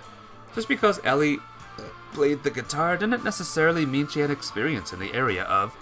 Didn't finish the thought. The girl's scent hit my nose with new strength, making my head spin. Though, who was I to pass judgment on her experience? Yes, I dated Catherine, but I'd gotten somewhat used to her, whereas here was a completely different girl standing next to me. Not just next to, pressed right against me. My heart started beating faster. I swallowed. Ellie looked up at me with frightened look in her eyes. What do you want from me? I silently mouthed. She didn't respond, just kept fidgeting, although her movements were now making the whole situation uncomfortable for me. I made a face that, in my mind, was supposed to mean, quiet. She seemed to have understood. Meanwhile, the principal continued his oration. After all of that, you talk of this is our cultural heritage. It should be made into a museum. Certainly, Kiyama-sensei, but let's go now. We have a meeting coming up. Yes, forgive me. I got a bit carried away. The moment the door closed behind them, Ellie came flying out of the closet. I stepped out after her. I had to say something. It was a bit tight in there. She looked at me, dumbfounded. Tight? Tight? You pervert. You groped me all over. I didn't touch you at all.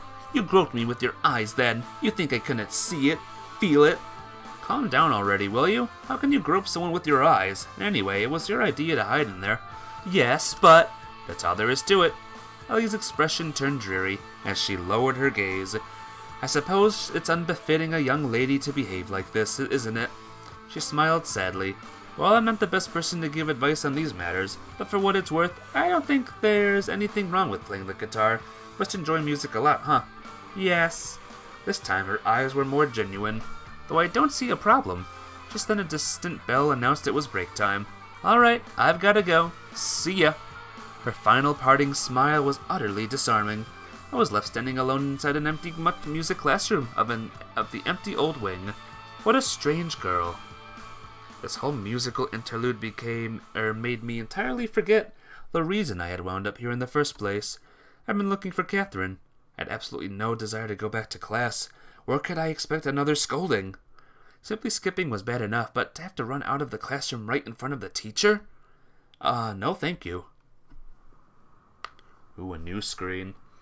I like all the new screens we're seeing, guys. I managed to slip out of the building unnoticed, and here I was, free as the wind, strolling down a sidewalk in one of Tokyo's central districts. My harem's growing bigger. I know, right? Which girl will I choose first, guys? I just wanted to chill out. This whole day had been a waste. The only thing I achieved was determining that Catherine had not written to yesterday's note. The note. Unpleasant though thoughts crept into my head. But if she didn't write it, who did? What if it wasn't a prank? Just what was going on? More had happened to me in the past day than over the course of the past year and a half. This entire time I hadn't really socialized with anyone, except maybe Himitsu. The entire time? Well, add to that Kyosuke and occasionally Michael. Now Catherine was back and there was Kagome and Ellie. What's next? Was it going to turn into a magical girl? As if by chance I ended up near a familiar bar. A couple rounds of beer were an absolute must right now. I'd relax, clear my head. Ooh, this place looks cool. The inside wasn't crowded, which made sense for this time of day. People were supposed to be either at work or school, like in that joke about the 3-story building and the hurricane. Even though I wasn't a stranger here, I always had a fake passport at the ready. A classmate whose father worked in law enforcement had hooked me up at one point. There were lots of students at our school who had these passes to adult life. How could you prove it wasn't real? A document's a document, especially when some insolent snot is shoving it in your face. Not to mention that the bar's owner was Russian. Chuckling, he usually told people that he used to be a pirate who was shipwrecked off the coast of Japan. That was a tall tale, of course. Most likely he was just a regular immigrant like my parents. I sat down at the counter and ordered a beer. Hey, Kolya, what's up? You're early today. Yeah, kinda worked out that way. You know what I like about this game? All the cool looking bottles of wine here. All of them made differently from each other. The creators just could have used the same bottle over and over again. But, nope. And that's my compliment of the game. You aren't going to get in trouble at school, are you? You know how strict they are about these things here. I giggled nervously. Okay, I see. None of my business. A good bartender is invariably a good psychologist. It's practically a qualification for the job. Beer at this place was served in pint-sized mugs, which made me very happy. Squealing with pleasure after downing a tiny glass in one gulp was not my thing. Yuck. I took a long pull. Catherine's back. The bartender raised his eyebrows and asked with unfeigned surprise, "And what are you going to do now?" At times I wondered if showing empathy to customers was something more than just a professional skill for him. What can I do? She hasn't been over-eager to talk, and neither have I. At any rate, I'm certainly not going to throw myself at her. So why is she back? 'Cause of her mother's work, probably. She hasn't come by herself, right? Hang on a minute. Okay. Most likely not. So I'm in this weird spot now. You know what they say? Life is like a zebra, a black stripe, followed by a white stripe, then a black one again, then a white one again. Yep, and then the ass. We both laughed. Ha ha ha ha. You know what, Kolya? Don't get down, he said encouragingly. You still have your whole life ahead of you. The two of you will make up 100 times over yet, and if not, you'll find yourself another girl. Lots of them all over. The bartender spread out his arms, inviting apprehensive looks from the few schoolgirls nestled at a table in the furthest corner of the room. Thanks for the comforting words. There's so much else besides that anyway. Life is in full swing, and each swing hits you on the head. Geez, did he keep a glossary of sayings under that counter? The bar door flew open and a group of young people entered. Having immediately recognized among them the punks from the day before, I instinctively buried my face in the mug. Was I scared? So it seemed. They sat down at a table and ordered beer and cocktails for the girls. You know them? The bartender asked quietly, leaning in toward me. Wouldn't say I know them, but we've met. I gave them the occasional sidelong glance. I wondered if I should get up and leave. Wouldn't that look cowardly, though? Then again, to who? They hadn't even noticed me. No sooner did I think that one of the guys got up and walked over to the counter. Hey, I know you, if you say so. I said as calmly as possible without even sparing him a glance. I don't think you know who you're dealing with, Gaijin. I'm not dealing with anyone. So it wasn't you who punched my friend in the face yesterday? If it was me, he deserved it. Really? How about we step outside for a little chat? Looked at the bartender, but he only shrugged. Some empathy, damn it. Alright, let's step out. What else could I do? Oh boy, here we go. Half a minute later, we were standing in an alley behind the bar. Nice horn you have, dude. I know, right? Nice thick horn. A couple of older guys joined the kids. Where did they even come from? Not so tough now, are you? Said the one I punched yesterday. That'll teach him to stand up for whores. I looked at the girl. Compared to her, Kagome was Mother Teresa. Well, what next? Gonna beat me up 4 against 1? That's impressive. What happened to your code of honor? The Yakuza have one. I sneered at the largest guy among them. You definitely got the mugshot of a thug. The older guy clenched their teeth, their expression hardening. What did you say? Let's get it over with already. A thought flashed through my mind. What if I struck first? That way I at least had retained a smidgen of self-respect. Fight the bullies. But I had no time to decide, as a strong shove into the back threw me to the ground. That was low. Their blows hit hard, but they didn't go for long. I curled up into a ball, covering my head with my arms. It hurt. It hurt!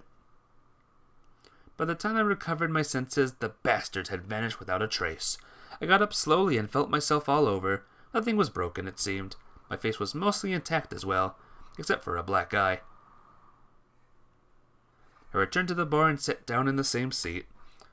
I no longer felt like carrying a cordial conversation with the bartender, although what could he have done? Stand at my side and fight?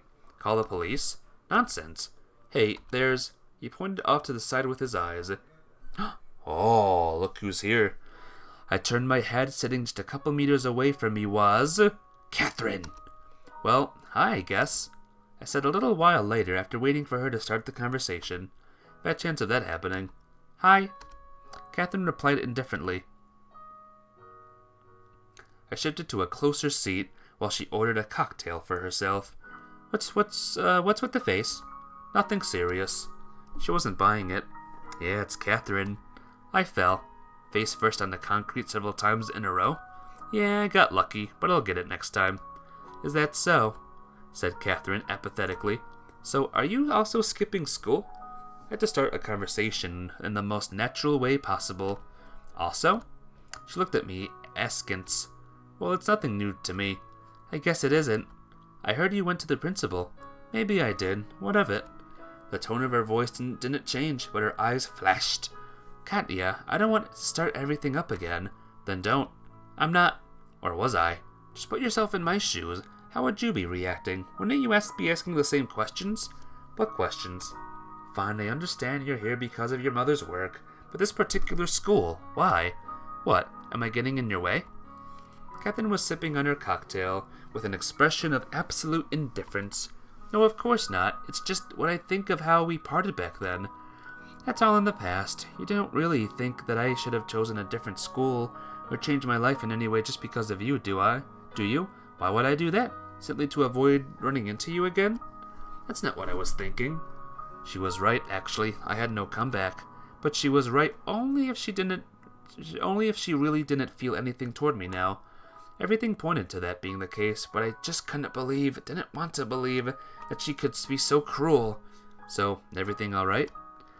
Of course. Then we can remain friends? A barely perceptible smirk appeared on Catherine's face. Do you want us to?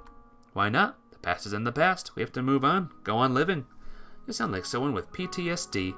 That's when I started to get worked up. It's all in the past for me as well, if that's what you mean. Is it? Good. Great.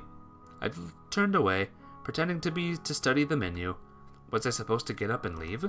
That would be it, if I had to forget all about her for certain. Damn it! Was I really still hoping for something?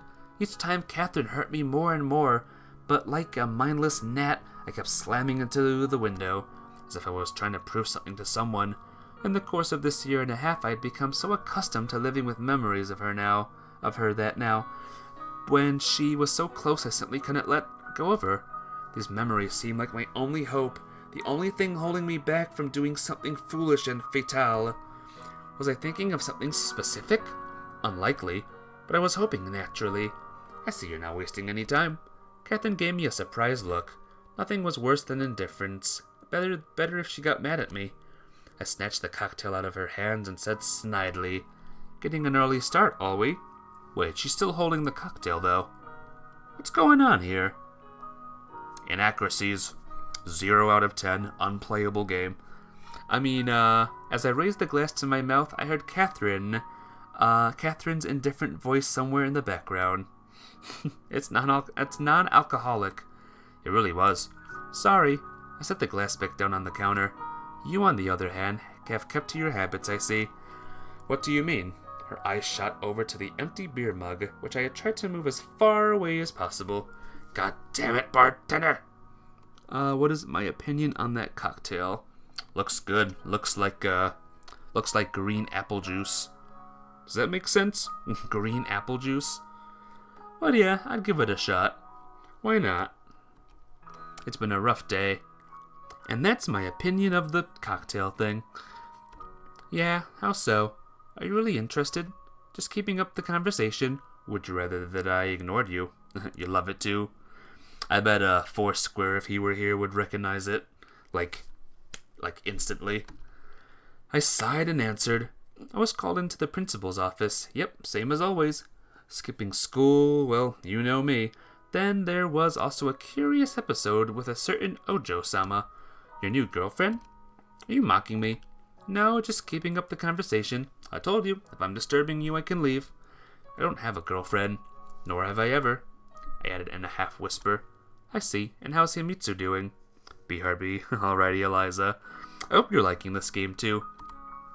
If you're looking so interested, you could visit her and ask. I don't believe you've had a falling out with her. Maybe I will go see her. Catherine responded vaguely and glanced toward the entrance. Was she about to leave? Something stung on the inside. I wanted her to stay. You do? You like it? Well, do what you gotta do, my friend. Something stung on the inside. I read that already. Himitsu is fine. I don't even know what else to tell you. Same as always, basically. Same as always, is she? She drawled. Are you surprised that someone can actually treat me normally? Of course not. I'm happy for Himitsu, and I'll definitely visit her if I get the chance, but now I need to go. She set the unfinished cocktail down on the counter and stood up. All right, see you at school. Catherine nodded and left the bar.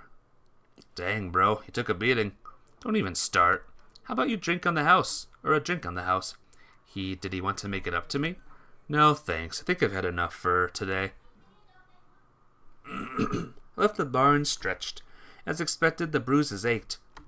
If the past couple of days in my life resembled some dumb manga from Kyosuke's collection, then my encounters with Catherine would felt more like soap operas, a viscous, sticky, dark brew with a beginning but no end. How long was this going to go on? In less than a year, I was going to graduate, and then what? My dad's savings weren't going to last long. I would need to get a job. Thoughts of higher education didn't even cross my mind. What skills did I possess? Did I want to toil interminably, day after day, like the Japanese? Do you know there's even a special word in Japanese that means death from overwork? Questions. Questions. This is a nice view. It was getting late. I've been wandering aimlessly around the city for a number of hours, occasionally stepping inside stores or just window shopping. I was killing time, killing yet another day of my life. It was completely dark by the time I arrived at my house. Burnout? Yeah, probably. Burnt out. The lights were on inside. Immediately remembered yesterday's note and a light shiver ran down my spine. Nah, that was ridiculous. An assassin waiting for a victim inside their house with the lights on? Still, logical or not, someone was obviously inside. Let's get him. I carefully opened the door and saw a woman's shoes in the hallway. Himitsu. Himitsu. I should have known. I should have guessed right away. Who else had any need of me? Hi, I said nonchalantly, entering the kitchen. Himitsu was sitting at a set table. She had apparently been waiting for some time. Nico-kun, where have you been? I was worried.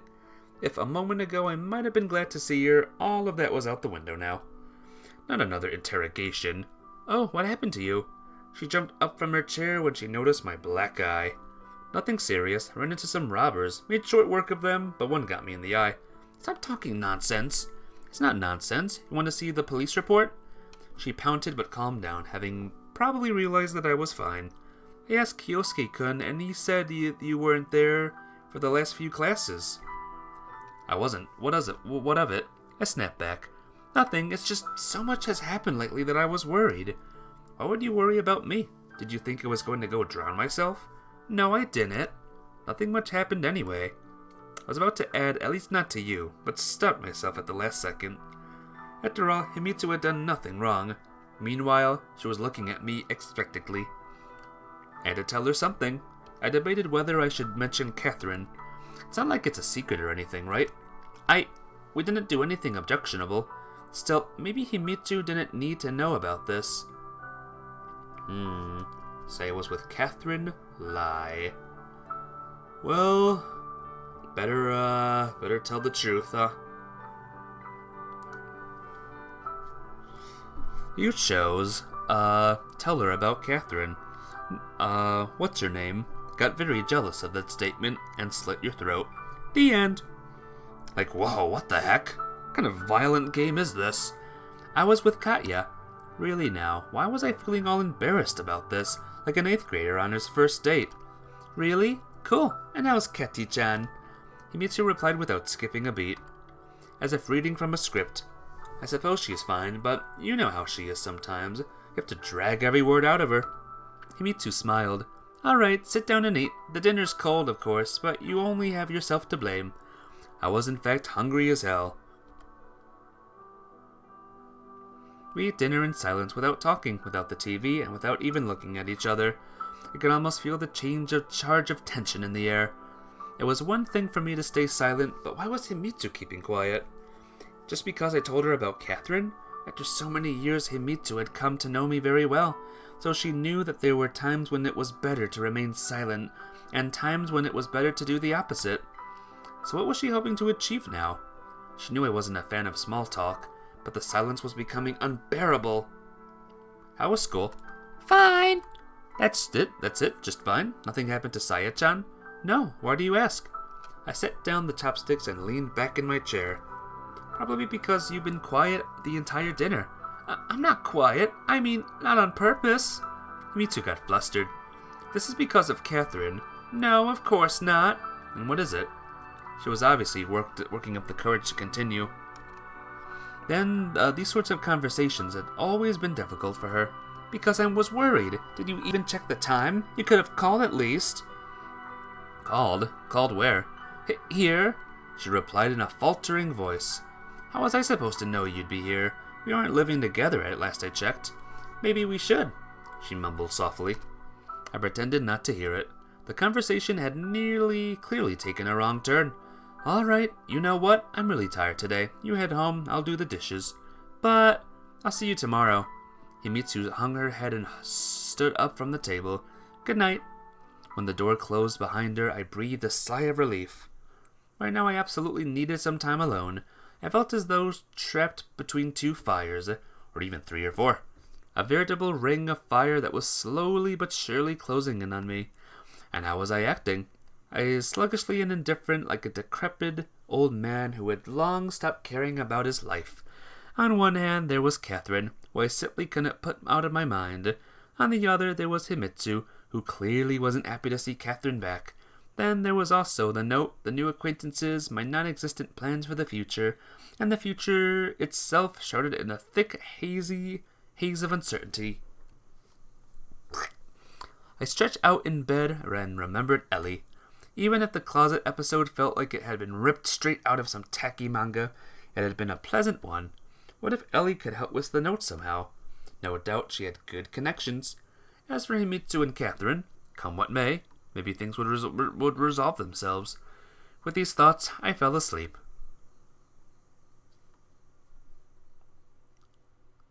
The next day.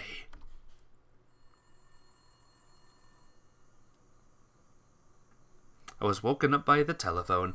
What time was it? It cost me some pains to make it to the phone. Hello? I sounded terribly groggy. Nikolai, you are in great danger. You need to be extremely careful, a voice said in Russian. I was still half asleep, so I couldn't really understand what was going on. What? Who is this? I repeat, be extremely careful. Pay particular attention to what you are doing, who you talk to, and what you talk about. The voice sounded unnatural, as though the speaker had pressed a cloth against the receiver. Who is this? What do you want? Was it you who left the note? You've been warned. Beeping. Oh, I was really scared. Should I call the police? And what would I say? An ordinary school kid of no interest to anyone? A note and a telephone call? It all adds up to a prank. But the first thing I did was to lock all the doors and unplug the phone. It could be a prank, but then who was the prankster? Michael wouldn't do it, and Kyosuke, it wouldn't even cross his mind. Why did all this start just as Catherine returned to Japan? Even if she didn't write the note. I pulled the blanket over my head. Sleep refused to come, but the fear eventually subsided a bit. I told myself that I would try to sort all of this out tomorrow with a fresher head. Welp, this is strange, huh? This is some kind of shenanigans going on. 999.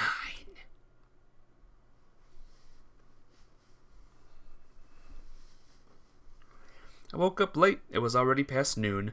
The house was quiet. Too quiet, really. I'd missed school again. Oh well, to hell with it. After all, my life was on the line now. Or was I being overly dramatic? I walked into the kitchen and stood there in a stupor. My head felt heavy, thoughts jumbled together. I wanted to sleep a little longer, maybe just another 10 hours. A glass of cold water helped bring me to my senses. I looked at myself in the mirror. Oddly enough, the black eye was gone. I checked all the doors and the windows, and they were locked securely, the way I had left them the night before. I found a note from Himitsu in the hall. I was worried. Blah blah, we'll come after school. More blah blah blah. What a weird note. Thank you, but no thank you. This must have been the first time in my 18 years alive that I'd face a situation like this. So I'm 18 in this game. The move to Japan at an early age, the challenges of adaptation, the deaths of my parents, all these had been tough, but they seemed more like fate than someone acting against me. But this time was different. Something was threatening me directly. Someone was warning, cautioning me, sincerely or not, but who could possibly be interested in me?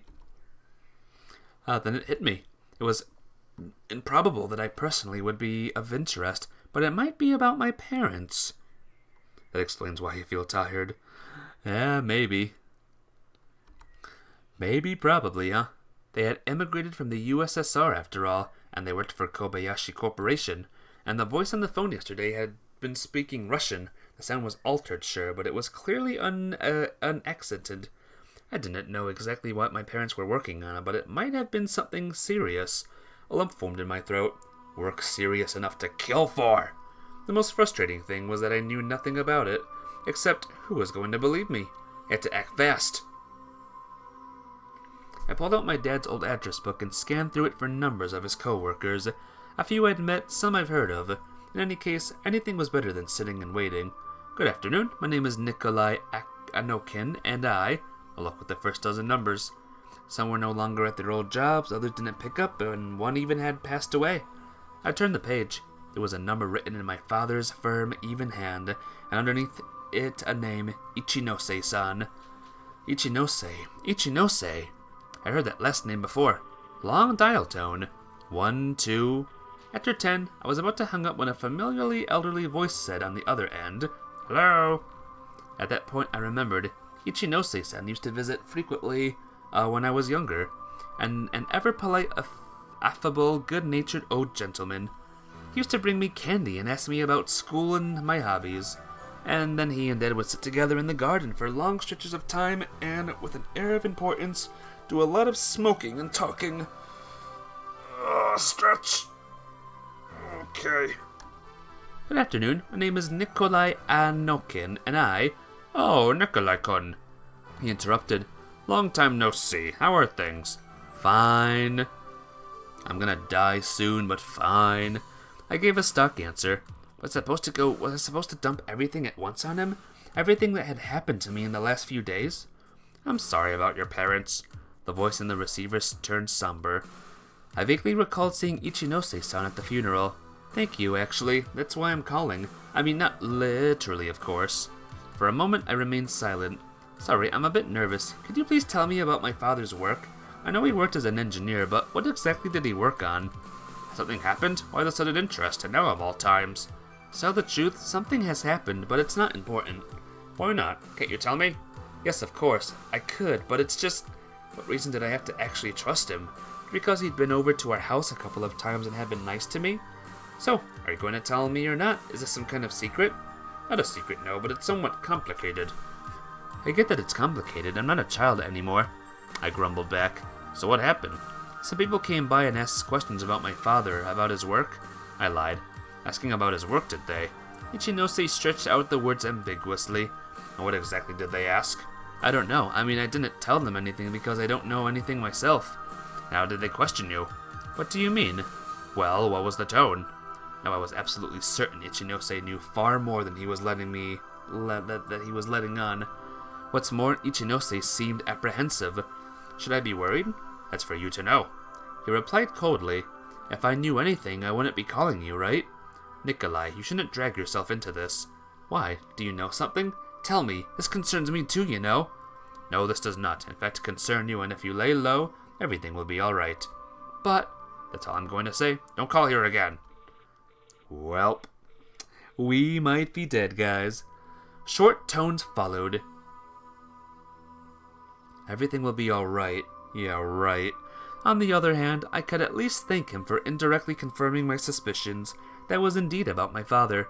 Collected my thoughts and tried to remember everything my father had ever told me about his job. I know, this is scary, Mafia babe. Thought this was a love game, not a spooky one. An engineer. What do engineers do? Build stuff, or more accurately, draw up plans? God, what did a 16-year-old kid care about details like that? What had mattered to me was that I received my allowance, and that's all well and home. I was certain about one thing. My father hadn't been working in conventional construction. Defense, maybe? Had he worked for the military? But what difference did that make? I still don't know a thing about his actual work, unless the whole thing was someone's sick joke. The hour hand on the clock moved inexorably towards 3, and I hadn't even breakfast yet. Himitsu would arrive soon. The note made that clear. Enough already. She wasn't my mother. Of course, as I thought that, I felt the sting of my conscience. Still, I absolutely had to get some fresh air. I decided to go to my favorite bar for lunch, even if it was the site of yesterday's unfortunate incident. The bell above the door rang as I entered, but none of the few patrons present looked my way. Only the bartender gave me the usual smile. Hey, Kolya, been seeing a lot of you lately. Not that I don't enjoy your company, but after yesterday, I sat in front of the bar, not knowing what to say. No, my anger toward him had already passed. After all, the people have their own lives and jobs to worry about. Will it be the usual? No, I've come for lunch. Got it. What would you like? Don't know. Give me a steak, I guess. It shall be done. The bartender managed to imitate the Japanese way of addressing guests to near perfection, but he twisted it in his own peculiar way, so he ended up sounding more like the overly hospitable host of a medieval tavern. I sat down at the table and sank into thought. The steak turned out well, as expected. The food here was as good as the beer. I was lazily picking my teeth with a toothpick when the doorbell rang out pleasantly again, signaling the arrival of a new customer. Standing at the doorway was Michael. That was the one person I'd never expected to see here, though why not? He noticed me and came to sit at my table. A split second later, the bartender appeared beside us and placed the menu in front of Michael. A friend of yours, Nicola? He asked in Russian, hideously drawing out my name in a French manner. Something like that, yes, a classmate. I replied in Japanese. What does the sir desire? I couldn't decide whether I was more irritated or amused by his performance. Just coffee. Right away, chimed the bartender before taking off. Is school over? It is, and you didn't show up? Yeah, let's just say I had some business to take care of. I had known Michael for 2.5 years. He was from the States, and his parents have also been working in Japan for a while. We were never particularly close, but his seriousness and strange maturity commanded a certain respect. You could say he was the perfect opposite of Kyosuke. I take it you don't want to go into detail? Not particularly. Some guys at school have been bragging that they beat up someone yesterday. And? I snarled back, irritated. It was hard to tell with Michael if he was hinting at me or just sharing gossip. Haven't heard anything about that. No. I see. He kept sipping his coffee, gazing somewhere past me. As uncommunicative as I could be at times, Michael was something else. Was he really comfortable now? What's going on at school? The usual. And how's Catherine? The question slipped off my tongue of its own accord. Hadn't even thought about her until that moment. Michael set his cup down and stared at me intently. I don't know. We're not acquainted, remember? Oh, right. Back then we were in different classes. He kept looking at me strangely. What? Was there something between the two of you? You probably already heard everything from Kyosuke, but I'm asking you right now. Okay, yes, there used to be something, but that was a long time ago. And now? And now there's nothing. I see. Are you curious because you're from the same country? I'm just wondering, why did she enroll at this particular school? I don't know. You have to ask her. By now I was sick of this question. Even if unusually I was the one posing it to myself. Have you thought that maybe there's a reason behind it? BRB, alrighty. See you soon. Give me a second, guys. Okay. What difference does it make what I have or haven't, though? You don't know Catherine. Thinking is wasted on her. Sorry, I didn't mean to upset you. It's nothing to do with you. I just got more important stuff on my mind. Michael kept his voice so calm and level the entire time that it was beginning to annoy me. If he didn't actually care, why ask so many questions? Anyway, this isn't the most pleasant of top subjects. Sorry, I didn't realize the two of you still. He coughed pointedly. That it was an unpleasant topic for you, but he could have guessed. Imagine that. I felt like tossing some bills on the table and walking out, but I had a few friends as it was, and this kind of behavior was pretty typical of Michael. Did anyone ask me about at school? Not that I heard. I see, and how are you doing anyway? Not too bad, except that I have no free time at all. I'm preparing for college admission. College admission? I drew out the words. Where do you want to go? Back to the States, most likely. What, tired of this place? I smirked. It's just that higher education is better there. Michael calmly responded. His words touched a nerve. Unlike him, I had little choice. And even if I wanted to, the best I could hope for with my grades was a minimum wage job. Our conversation had stalled right out of the gates. Well, I think I'll be heading out. See you at school tomorrow. See ya, he said in the same level tone. Waved goodbye to the bartender and left.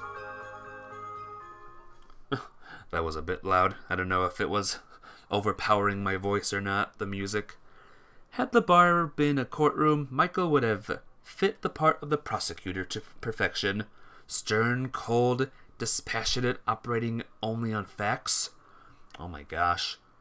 Michael Miles Edgeworth. Nick Phoenix Wright? This is, like, very Phoenix Wright. And what would my chances have been then, seeing how I fled off the handle at the drop of a hat? Ooh, look at this. Look at this big city. I wandered aimlessly around the city, passing street after street and neighborhood after neighborhood. I found myself in a part of town where I'd never been before. A curious thing, Tokyo was, of course, much larger than my hometown. But back during my childhood, everything seemed huge to me. The apartment, the yard, the kindergarten, the school across the store across the street. Welcome back, Mafia babe. Look where we are. We're in the big city. Yay! So my mind could comfortably draw comparisons between that tiny place from my childhood and this multi-million-person metropolis. I suppose I was always at ease in a crowd of perpetually rushing strangers. Sheesh, I know, right? Looks cool, too. Sometimes I walked in the same direction as them, as though in lockstep, and other times I went against the flow. The crowd paid me no attention, accepting me as one of their own. Thank goodness for that. Maybe because of this ability of mine, I noticed someone was following me. Sure, it's often the case that a stranger happens to be going the same way as you. One turn, two, a crossing wouldn't be a problem, but when you're just wandering around and someone mimics your every move without fail, you know it's no coincidence. I quickened my pace, crossed on red, turned into an alleyway, and walked briskly through it. There were two possibilities. Either I was being paranoid, or I'd managed to put some distance between me and him. I pretended to be checking out a TV behind the window of an electronics store. At least 5 minutes passed, but my mysterious pursuer hadn't shown up. It occurred to me that I had finally lost my mind. That called for a sedative, or a drink. But I hadn't made it up. I was sure that someone had been following me. Who and why, that was another question. Maybe I relaxed too early. Was it worth checking again? Try to find the tail, do nothing. What should I do, guys?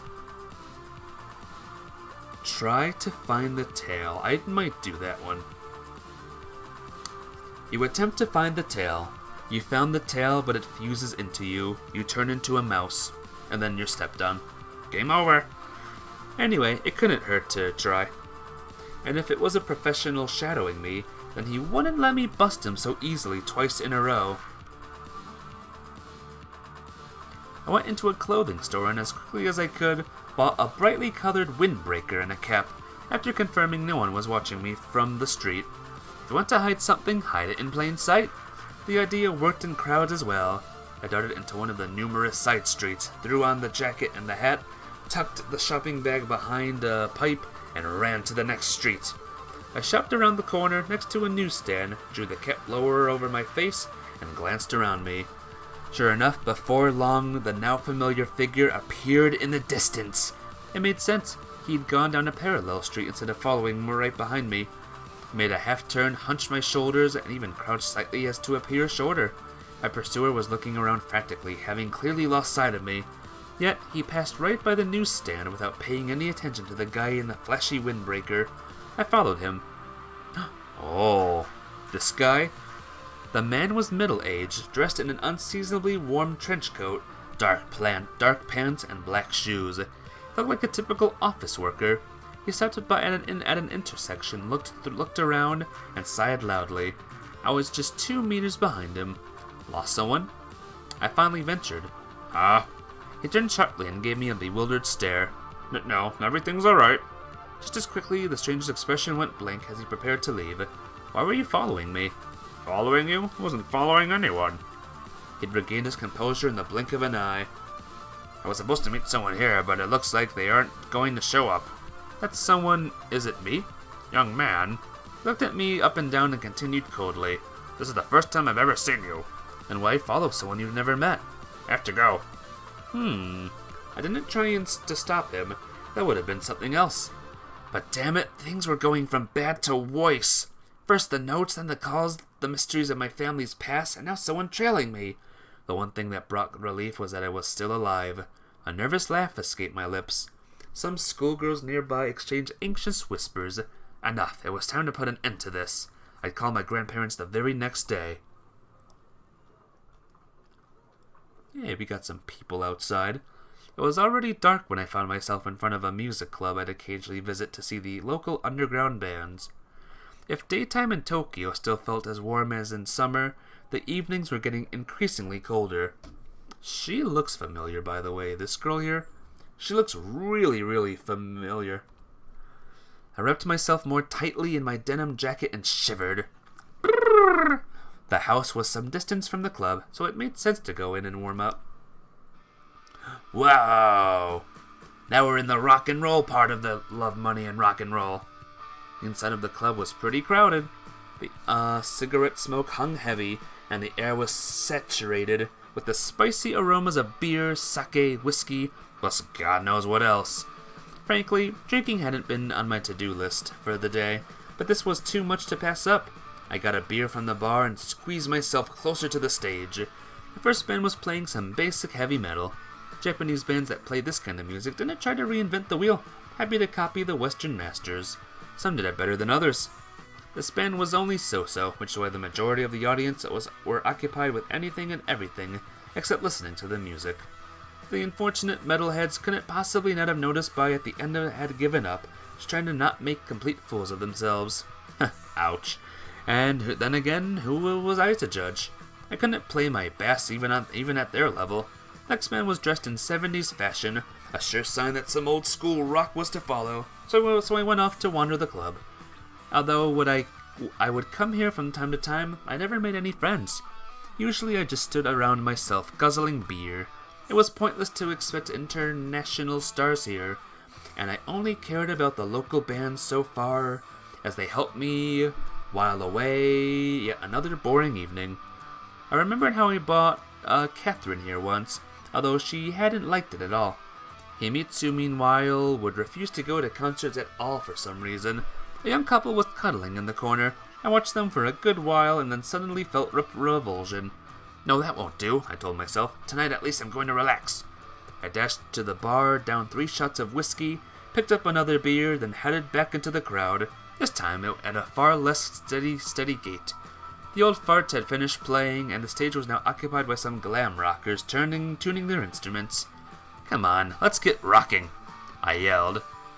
A guy standing near me glanced my way and said, We're gonna rock alright, don't you worry. What, are you, playing too or what? Sure am. Why aren't you on the stage? They're all busy tuning. I don't need any tuning, I'm always tuned. He adjusted his sunglasses. Why was he wearing them indoors? See you. With that, the guy disappeared into the dressing room. The lights dimmed, the speakers erupted with the first guitar chords. "Hi everyone, we're Z Feelsy." A familiar voice came over the microphone as bright lights beamed down from the rafters. Standing center stage in a rather unusual outfit was Ellie, guitar in hand. Standing and then singing and playing. Now this I was not ready for, I said out loud, but no one could hear me over the thundering music. Yesterday's episode in the old music classroom came right back to me. Had the money driven her insane? Yeah, it's Ellie. She's in the band. I could understand learning music on the side, but this here? I listened more intently. They were actually pretty good. No wonder they'd been asked to headline. The crowd clearly took well to the music too. Oh, there's a song. As the first song ended, Ellie shouted, "Thank you!" into the mic and surveyed the audience, lingering on me for a second. Did he spot me? Judging by the surprise and even embarrassment on her face, she did. So what? Is this English or a different language, by the way?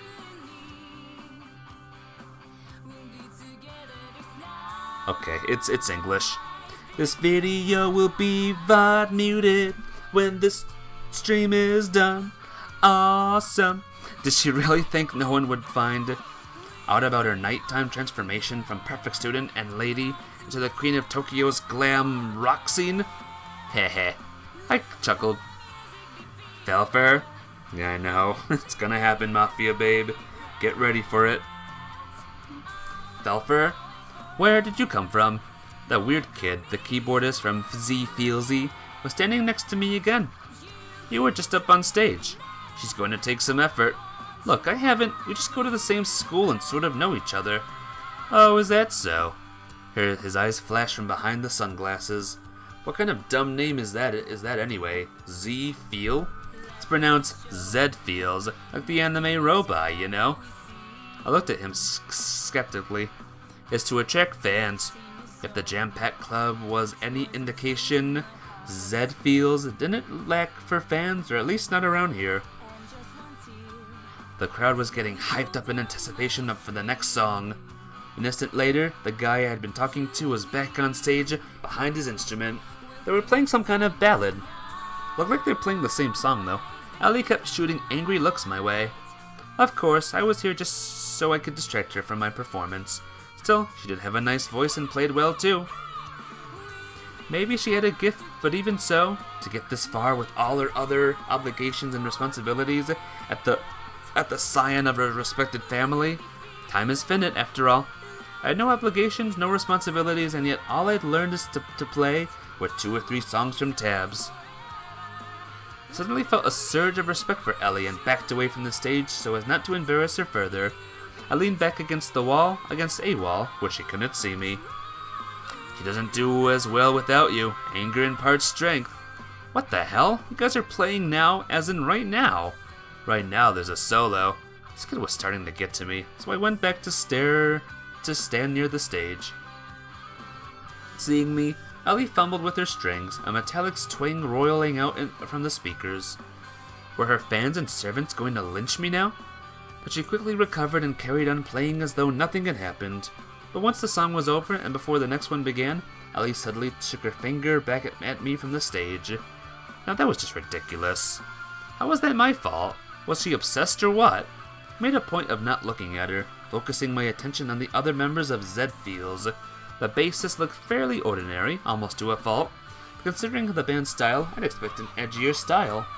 Still, he was better than I was. How long would it have taken me to be able to play his parts cleanly? I couldn't make out the drummer's features behind his equipment, and unfortunately, I'd already met the keyboardist. That turned out to be their last song. Better, the audience demanded an encore, but the band quickly disappeared off stage. Maybe they didn't have a particularly large repertoire. And what was I going to do next? On one hand, I wanted to talk to Ellie and tell her that I liked her music. On the other, wouldn't that sound like a trite compliment? Besides, she was clearly not happy to see me at her concert. Well, while I contemplated, the crowd began to disperse, and still Zed Fields hadn't emerged from the dressing room. He must have left through the back door. Oh well, didn't have much to say to her anyway. Still, I was grateful to Ellie. Her music had allowed me to escape my problems, if only briefly. The club was almost empty now, but I remained frozen in the middle of the dance floor, immersed in my own thoughts. Usually I would leave before the end of the concert, in high spirits rather than hang around for the bitter aftertaste of fun's conclusion. Either it had gotten warmer outside or the alcohol was warming me up. Somehow I made it home in no time at all. Another note from Himitsu rested on the doorstep. Surely this time she could have let herself in with the key, since I hadn't bolted from the door from the inside. She could have made dinner and waited for me, like she'd done the day before. But the note made it clear that I couldn't even begin to count on it. What, did she think that I was just out having fun? The note, the mysteries, the man shadowing me? Just because I couldn't tell her about all that stuff didn't mean I didn't want to. So I'd gone to a concert. What did it matter? A guy had to enjoy some culture once in a while. Of course, none of this was Himitsu's fault. I was just tired of her incessant misplaced worrying. I started to feel like I was in a cage when I was around her. Children usually become more independent as they age, but Himitsu had essentially replaced my deceased parents, and little had actually changed in my life. But to take all this for granted, did I really feel no gratitude toward her? Judging by the note, was she just upset but hurt too? Maybe I could at least call her. I didn't need to give any details, just tell her that everything was okay. I could, of course, stop by her place, but it was already late. I reeked of alcohol, and a phone call was enough in this situation. I dialed the phone number I'd known since childhood. Almost immediately, her voice came over the line. "Hello, Nico-kun!" Just about what I'd expected. "Hi, sorry I disappeared today." Silence on the other end. "You wouldn't believe me if I told you I had things to do, would you?" "Did you?" I sighed heavily. "I'm hurt you're hiding something from me. If I was, there would be a good reasons for it. But I'm not hiding anything. Ha ha." The inane laugh was meant to diffuse the situation. "You know I'm always here for you if anything happens." "Okay, I'll see you at school tomorrow." "Good night." "Good night." Hung up and paused to think. What if I told her everything? I doubted Himitsu could help me in any way, but at least I wouldn't have to shoulder my problems alone. I was gazing at the phone and was about to head to bed when it rang. Himitsu again? Did she forget to say something? "Yeah, hi." Started automatically. Seriously, who else would call me this late? Who else would call me, period? Ichinose-kun. Nicholas-kun. But I was wrong. It was Ichinose-san. Ichinose-san? I'm listening. "Nikolai-kun, I thought hard about whether to call you.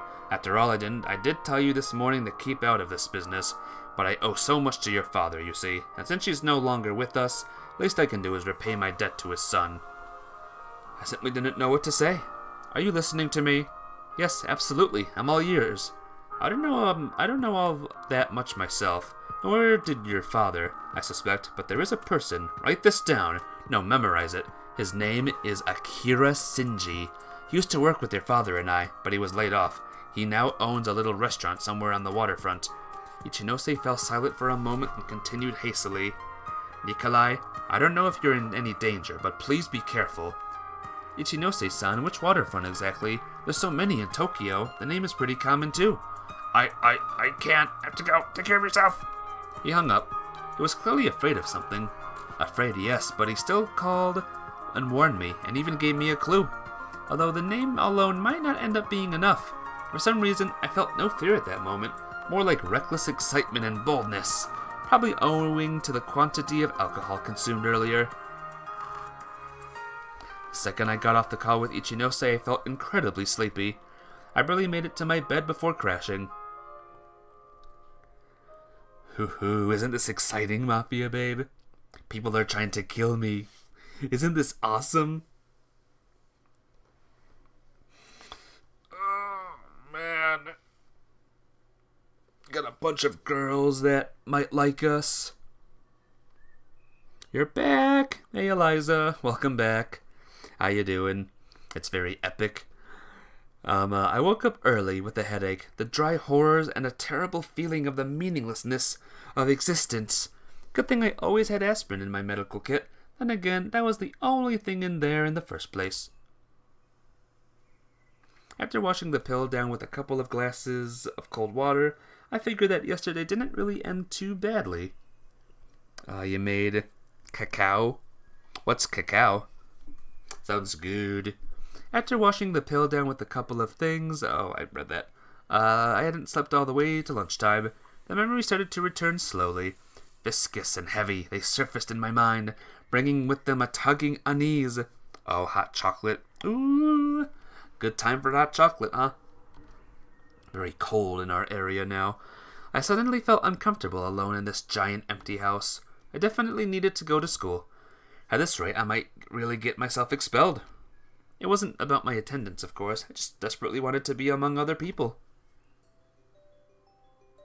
I stepped out onto the street. The chilly wind immediately chased away the last remnants of my hangover. It was still too early even for Himitsu. Oh well, we talked yesterday. The music is quite nice in this game. I quite like it. Although the early parts seemed to apply to me, life in Tokyo was already in full swing. The office workers were on their way to work, clad in identical snow-white shirts.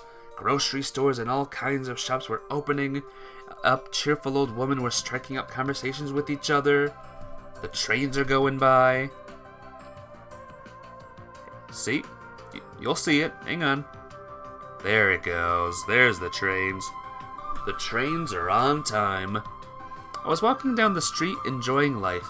I'd never noticed before that small things like these made the world a much more attractive place than I thought it was. I like that though, the background's actually moving. Imagine how crazy visual novels will be in the future. Could anything really go wrong? Fearing for my own safety, even my own life, made me realize I wasn't ready to change anything yet. Just up and return to the USSR? No, that was absurd. It was the rambling of a drunken teenager. But what was I supposed to do then? Fight here and now? Or just go with the flow? After all, there was no way a life as wonderful as this could be senselessly cruel at the same time, was there? The world turned its friendly smiling face to me, and my stomach responded with as friendly a rumble. And to think that when this morning had started, even the thought of food had made me want to puke. I entered a small restaurant and happily ate a bowl of ramen. All my worries faded into the background, and hope glimmered in the distance. I was just getting all worked up about nothing. There was nothing scary really going on. For a year and a half, I'd been living as if in anabasis. So now every little thing seemed like a problem of galactic proportions. If something really did happen to me, for example, I received a visit from the police and ended up having a heart attack. Just needed to calm down, wait it out, and all my problems would resolve themselves. And if not, I'd deal with them as they came. Once I got to school, I was swept up in the crowd of students. I spent a good half an hour in the ramen shop, and it wasn't as early as in the morning by then. Japanese, Americans, French, Russians. Sometimes it seems to me that my school was a little too international. It was a good thing, though. I didn't feel as alien among them as, for instance, sitting as a narrow counter on a low chair in a typical Japanese snack bar. Several guys shook my hand on the run. Some girl even flashed me a smile. I recalled being in the same class as the girl last year, but wouldn't be able to remember her name even if my life depended on it. I was close to saying I was happy, but... At the lockers, I ran into Catherine. Hi. You're early today. She gave me an unexpectedly polite response. Yeah, I skipped yesterday. Can't keep ditching school forever. Decided to get yourself together, really? Catherine looked at me wide-eyed, then frowned. Oh, I see. She had that smile on her lips again. I ignored it and said simply, yeah, you know, so much has happened lately. I may have been feeling fine, but I couldn't hide my swollen face. Especially not from Catherine. Well, so... Oh, enough already. What are you staring at me for? You know it all. Emotions changed quickly on Catherine's face. Surprise gave way to indifference. She lost interest. It's not what or maybe that too. I don't want to fight anymore. I just think you have to understand my reaction. Put yourself in my shoes or something. What are you even talking about? Catherine asked nonchalantly. About everything. Don't pretend you don't understand. Don't understand what? I didn't even know how to talk to her anymore. Alright, you want me to understand you? I do now. Oh, here we go again. Is that your way of mocking me? Why would I be mocking you? Well, that's what I should be asking you. First you come back for no reason, then you transfer into my class, and pretend that, like that's how it should be. Show at least a morsel of respect. What should I respect you for? I couldn't hear Catherine. I had already forgotten to even think about yesterday's events, and what I'd been thinking about this morning. Or just don't talk to me anymore. I'm tired of degrading myself for you, struggling to get you to at least treat me like I'm human. It looked like she wasn't ready for this kind of reaction, so make your choice. I turned around and ran up the stairs to the second floor. Oh, hey Nick, where have you been? Kyosuke was as carefree as always, drinking. I snarled. Gotcha, you're not in the mood. Talk to you later then. He responded sadly. Catherine entered the class almost immediately after me. There were still several minutes left until the bell, and they dragged on tormentingly slowly. It'll be easier during the lesson. It'll be easier, I kept telling myself. Meanwhile, Catherine wasn't paying any attention to me at all. No, this was crossing the line now. It had stopped being mockery and turned into outright cruelty. Had she crashed head first riding a bike as in those United States of hers? Right into the Grand Canyon? The bell finally rang. During the lesson I could only think about Catherine, a burning to the point of shuddering desire to turn around and look at her swelling in my chest. I couldn't manage to distract myself with anything. Yesterday's conversation with Ichinose and the mysterious threat hanging over my head seemed to have lost all meaning. A single thought was pulsating in my head, that I needed to sort out my relationship with her once and for all. I could figure out if I still loved her or not later, and now I needed to. Needed to what? God damn it, I can't do this anymore! With a loud thud, I hit my desk with my forehead. Anokin-kun, are you alright? I heard muffling laughter and whispers. Couldn't it be better, Sensei? Just checking if there's anything in my head. The teacher didn't even raise an eyebrow. He'd seen a lot working at this school. Maybe you should go to the doctor. No, I'm telling you, I'm fine. Well, do what you want, just don't interfere with the lesson. After that circus performance, I felt a bit better. Surprisingly, the planets kept spinning, paying no attention to my problems. The bell for break rang. I was approached by Michael. It seemed like he wasn't going to start a conversation, but for some reason he looked me over intently. What is it? I finally asked. You're not yourself today. Is it because of yesterday? Yesterday? How did he know? I mean the conversation in the cafe.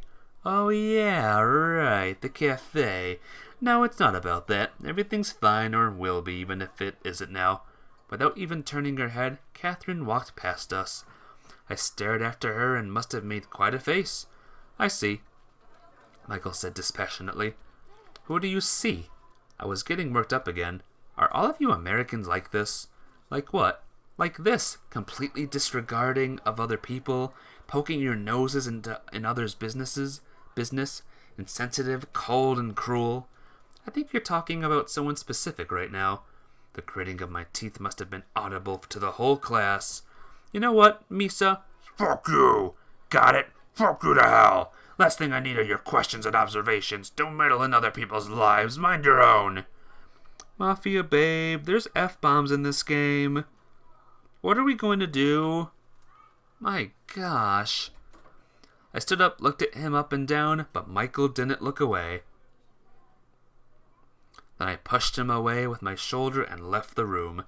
Good God, what the hell was I doing? Just lashing out at one of the few people who still at least talk to me? Maybe he wanted to help. After all, Michael's no Kyosuke. The latter would have immediately started to run around, dolefully wringing his hands, and what good would that make? Sometimes it really is better to look at a situation with a cool head. I definitely had to apologize to him, but later. Just wanted to switch gears and get away from the classroom, to be alone or at least with someone who wouldn't pry into my soul. With Himitsu, for example. Yeah, right, as if she wouldn't. Although if she were to see my present condition, Himitsu would probably understand. So, go to the roof, go to Himitsu.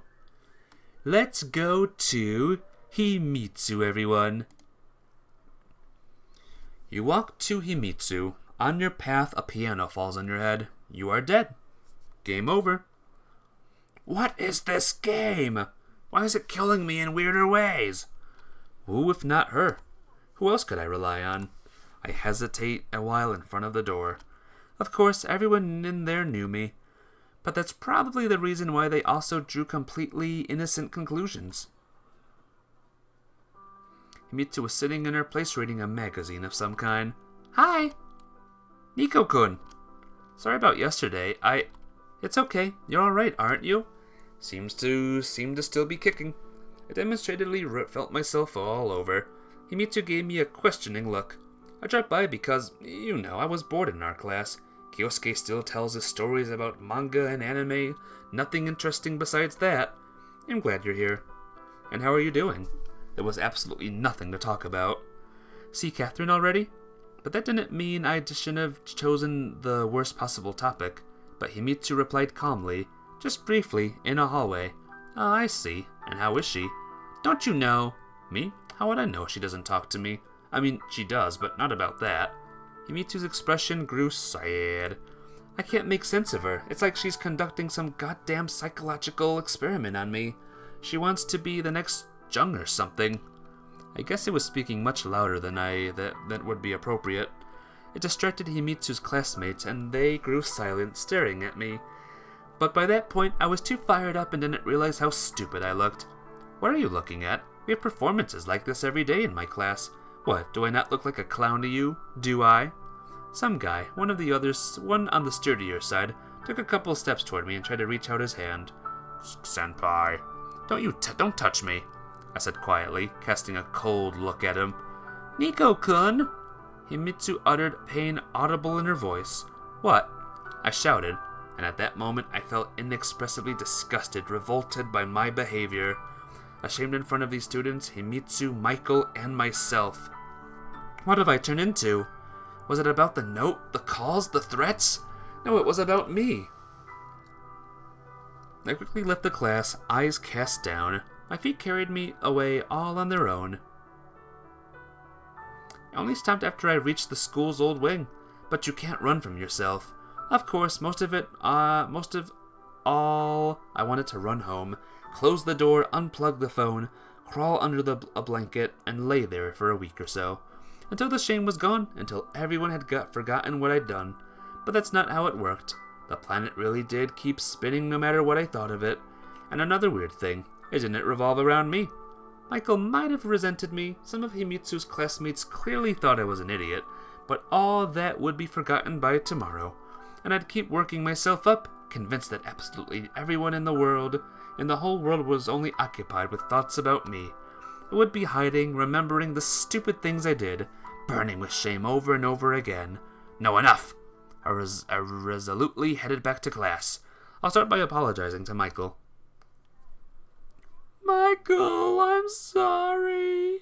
I was passing Himitsu's class when I heard a familiar voice coming from inside. It was Catherine. What was she doing there? The escapade I pulled a couple minutes ago was immediately forgotten. Now I was only interested in their conversation. I hid behind the door and listened carefully. Thank God for the thin walls of Japanese schools. I was also quite fortunate that Catherine occupied the desk closest to the door, even if it wasn't her class. That's the Catherine I knew. The students walking through the hallway gave me weird looks. I didn't mind. They couldn't make things any worse. Now what you think? I caught the end of a sentence. No, I'm just glad you're back.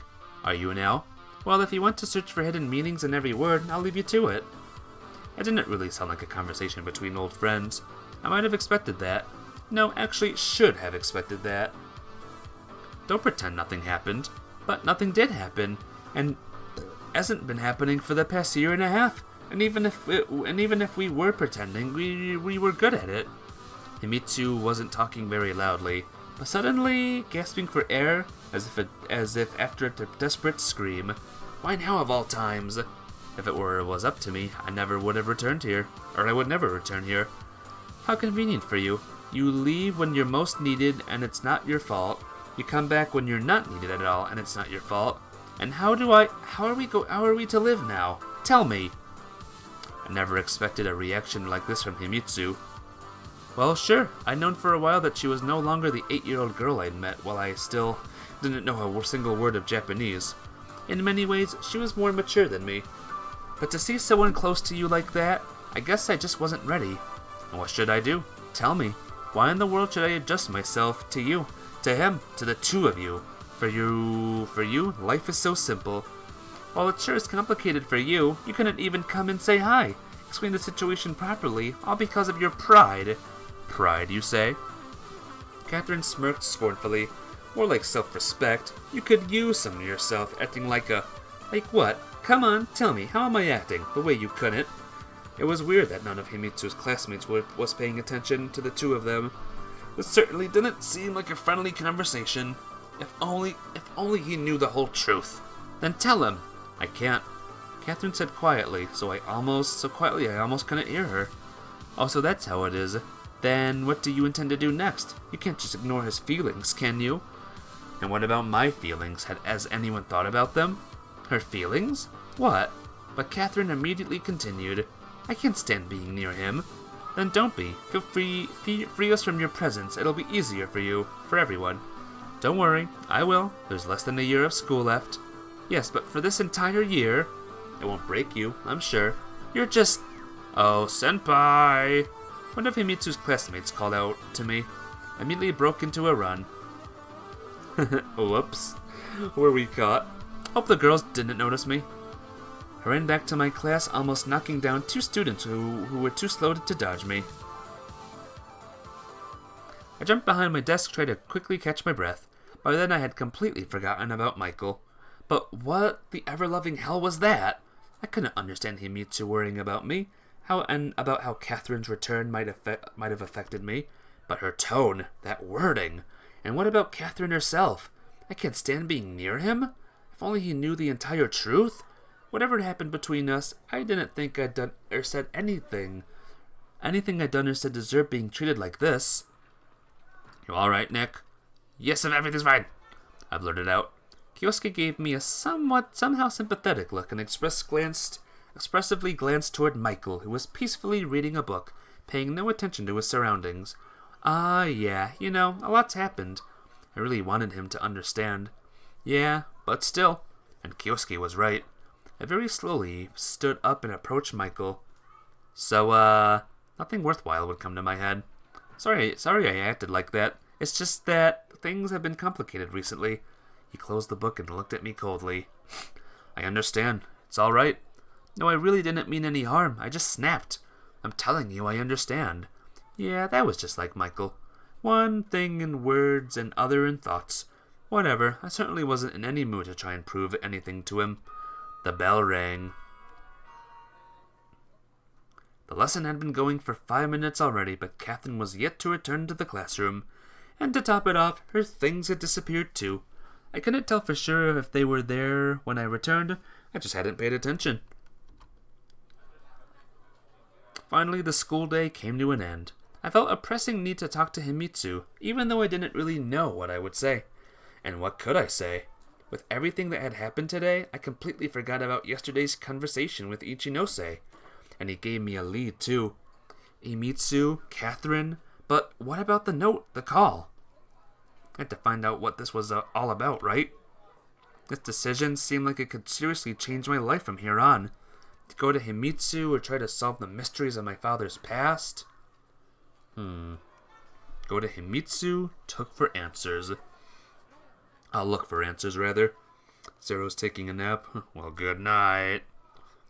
Either that or you're saying you took a nap already, and you woke up just now. Well, good morning. Go to Himitsu. He went looking for Himitsu. A horse was in the middle of the field, and it tramples you. You are dead. Game over. Play. Still not marbles on stream, Zero. Shockingly, this is not marbles. Crazy, huh? Wasn't I too frequent a visitor in her class today? The guys were grinning at me as if they left the class, the girls casting meaningful looks. Yeah, can't even visit my childhood friend without gossip starting up. But then Himitsu herself appeared. Where are the marbles? They're somewhere. Just gotta find them. We have to unlock marbles mode. Noticing me, she grew flustered for a moment, probably because of the fit I'd thrown earlier, but the usual smile almost immediately lit up her face. Nico-kun! Hey, let's go home together. Sure. I wonder if I was streaming that Hatofo boyfriend game last year, by the way. That was another weird game. Himitsu was merely striding along the sidewalk, enjoying the warm autumn day. Meanwhile, I was gathering my thoughts, trying to decide on how to begin this difficult conversation. Have you talked to Katya already? You can't postpone death just by taking a deep breath. You've asked already. We've just seen each other briefly in a hallway. Really? She flashed a cute smile and turned to me, and it seemed like her hair was ablaze with the bright rays of the sun. I grew embarrassed and looked away. I want to say, I don't want you to think I was eavesdropping on purpose. It just turned out this way. Anyway, I heard you were talking today. What do you mean talking? Her expression didn't change. Could it really be that she didn't understand? With Catherine, I heard you argue. I wanted to add about me, but stopped short.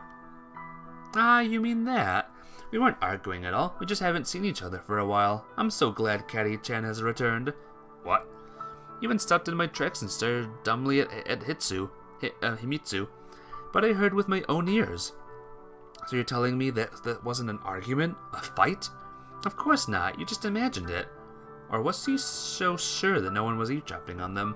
After all, it's impossible to lie so blatantly, looking the other person in the eyes. At least Himitsu certainly couldn't. Well, alright. I had to agree. I couldn't accuse her of lying, could I? Then what were you talking about? Nothing in particular. You know, girl talk. That's nice. I didn't think you had anything in common. Anger flashed across Himitsu's face, and she didn't even try to hide it. Why not? We haven't seen each other for a long time. What if I missed her too? I mean, we were friends, she clarified, realizing she got carried away. Well, at least one of us is happy about her return. I smiled as genuinely as I could. Himitsu blushed and immediately changed the topic. And how was your day? Normal, I guess. Dropped by this ramen shop in the morning, you know, the one at the railroad. Nico-kun. She pouted. What now? You're eating nasty things again. It's not nasty. Your words would make the owner cry so much he'd oversalt the ramen. Fine, but you can't eat it all the time. I don't. You could say I'm on the king's diet. Thanks to you, of course. Of course. She pinched my side. Hey, that hurt. I didn't even notice when the conversation changed to a normal course, and the two of us once again became the almost like siblings. That's how it was supposed to be, right? Despite Catherine, no matter what. Alright, you had it coming. Oh my gosh, what is happening here now? I grabbed Himitsu, threw her over my shoulder, ran down the street past dumbfounded people. Nico-kun, let me down! Ah, where are you going? But I didn't give a damn about anything. The uptight Japanese decency and tiredness I surprisingly wasn't feeling. Himitsu's fruitless attempts to break free. Cute, very cute. I'm taking her away on a journey. I felt alive. Nico-kun, she said quieter now as she stopped struggling. I stopped and led her down to the ground. Come on! Himitsu grabbed the lapels of my jacket and pressed herself to me. Now my head is spinning. Yeah, I overdid it, I guess, but it was fun, right? You want to do this with Catty-chan? She said, her head still cast down. She's kind of tall, and you're kind of short. Of course, she's heavier. I tried to laugh it off with a stupid joke. Well, let's go home. Home? My attempted joke ended in immediate failure. The remaining way to the house we only exchanged a couple of meaningless phrases. Over the past few days, we'd been drifting further and further away, and this moment of closeness ended up being just a memory. Well, here we are. I guess I'll make dinner? Mitsu looked like she was asking a store manager, facing down the start of her shift. Nah, no need. I've got things to do today. Gotta go to the bank. I immediately lied to escape any unnecessary questions, although it didn't look like Himitsu was interested. Alright, see you tomorrow then. She smiled almost genuinely. I didn't respond, only watched her to the doors of her house. What the actual hell? What the hell? I was overwhelmed by my own thoughts. To get at least some kind of distraction, I was shooting pixel monsters on the TV screen and didn't even notice evening came. I was starving and all my thoughts were focused on food. Wish I could have another bowl of that ramen. Hot, freshly made with delightfully tasty noodles, flavorful broth, pieces of meat, half an egg, herbs, and spices. Who could possibly resist that? Rushed to the hallway and had already put my boots on when the silence that enveloped the house was broken by the telephone. Wasn't going to answer, but it had to be Himitsu. Her upset face appeared before my eyes. No, at least today she was going to let me be alone. I reluctantly picked it up. Hello? After a long silence, a familiar voice sounded on the other end. Nikolai, Ichinose speaking. Father's old friend sounded agitated. I immediately remembered yesterday's conversation. Nikolai, I'm calling about our conversation yesterday. I'm listening. I'm calling to say you shouldn't look for Akira. Shouldn't? Why? You didn't. He stopped short. No, to be honest, I didn't really have the time. Good, then. I've got news that he died. Died? Happy children's voices came in from the street. The last rays of the autumn sun were pleasantly warm, and that I was sweating bullets of cold sweat. Ichinose-san, this isn't related to my father, is it? To his work? No, not at all. His voice was calming. They say it was a heart attack. He wasn't a young man. After a short silence, he added, We all face it one day. I'm very sorry. Forget it. You didn't know him. But still, if he was your father's friend, well, I'm sorry that I can't help you anymore either. What do you mean? With your father's work, Akira was my only guess. Don't mention it. You've already done everything you could. If only I could do more. The standard Japanese exchange of pleasantries had already started to tire me out. Anyway, Ichinose-san, if you remember something, I'd be happy to hear any information. Of course. Good night. He had to be lying, right? But why would you lie about a man's death if he didn't die? What if I were to rush out looking for him and ended up finding this Akira? In that case, the lie would have the opposite effect. It was probably just a dead end. I wanted to unravel this whole situation and have to try another approach from the beginning. Well, guys, I'm going to save the game. We have been going for 3 hours now. I'm going to save it right here. Yes. And, I want to see other things on this game super quick. 3 more hours. Sorry, but no. So there's mods. Here's the gallery. Music. Here's the backgrounds. Very nice, right? You got a bunch of backgrounds, and look how many more there are too. Feels like we've seen so many backgrounds, but just look how many of them are there.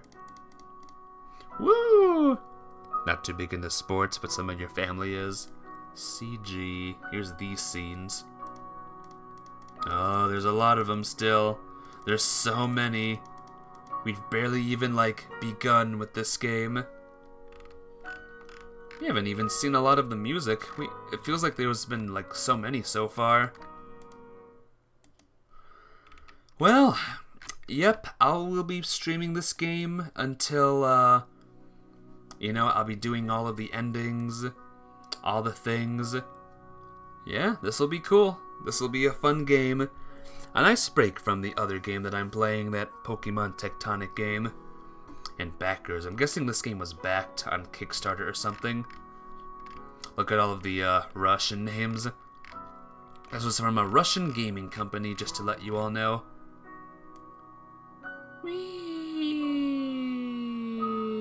There's so many. But yeah, what did you guys think so far? Did you like it? Were you a fan? We are supporting Russia. We're supporting good games is what we're supporting. Ha ha ha ha. Holy Earth. You liked it, Eliza? Awesome. Did you like it, Mafia Babe? You like it so far? Yep, this'll be a good break from Pokemon Tectonic. So, I'll be back tonight with some Chrono Cross, and then we'll be back tomorrow with this game. So yeah, take care guys, have a good day, and I'll see you either tonight or tomorrow. Bye-bye!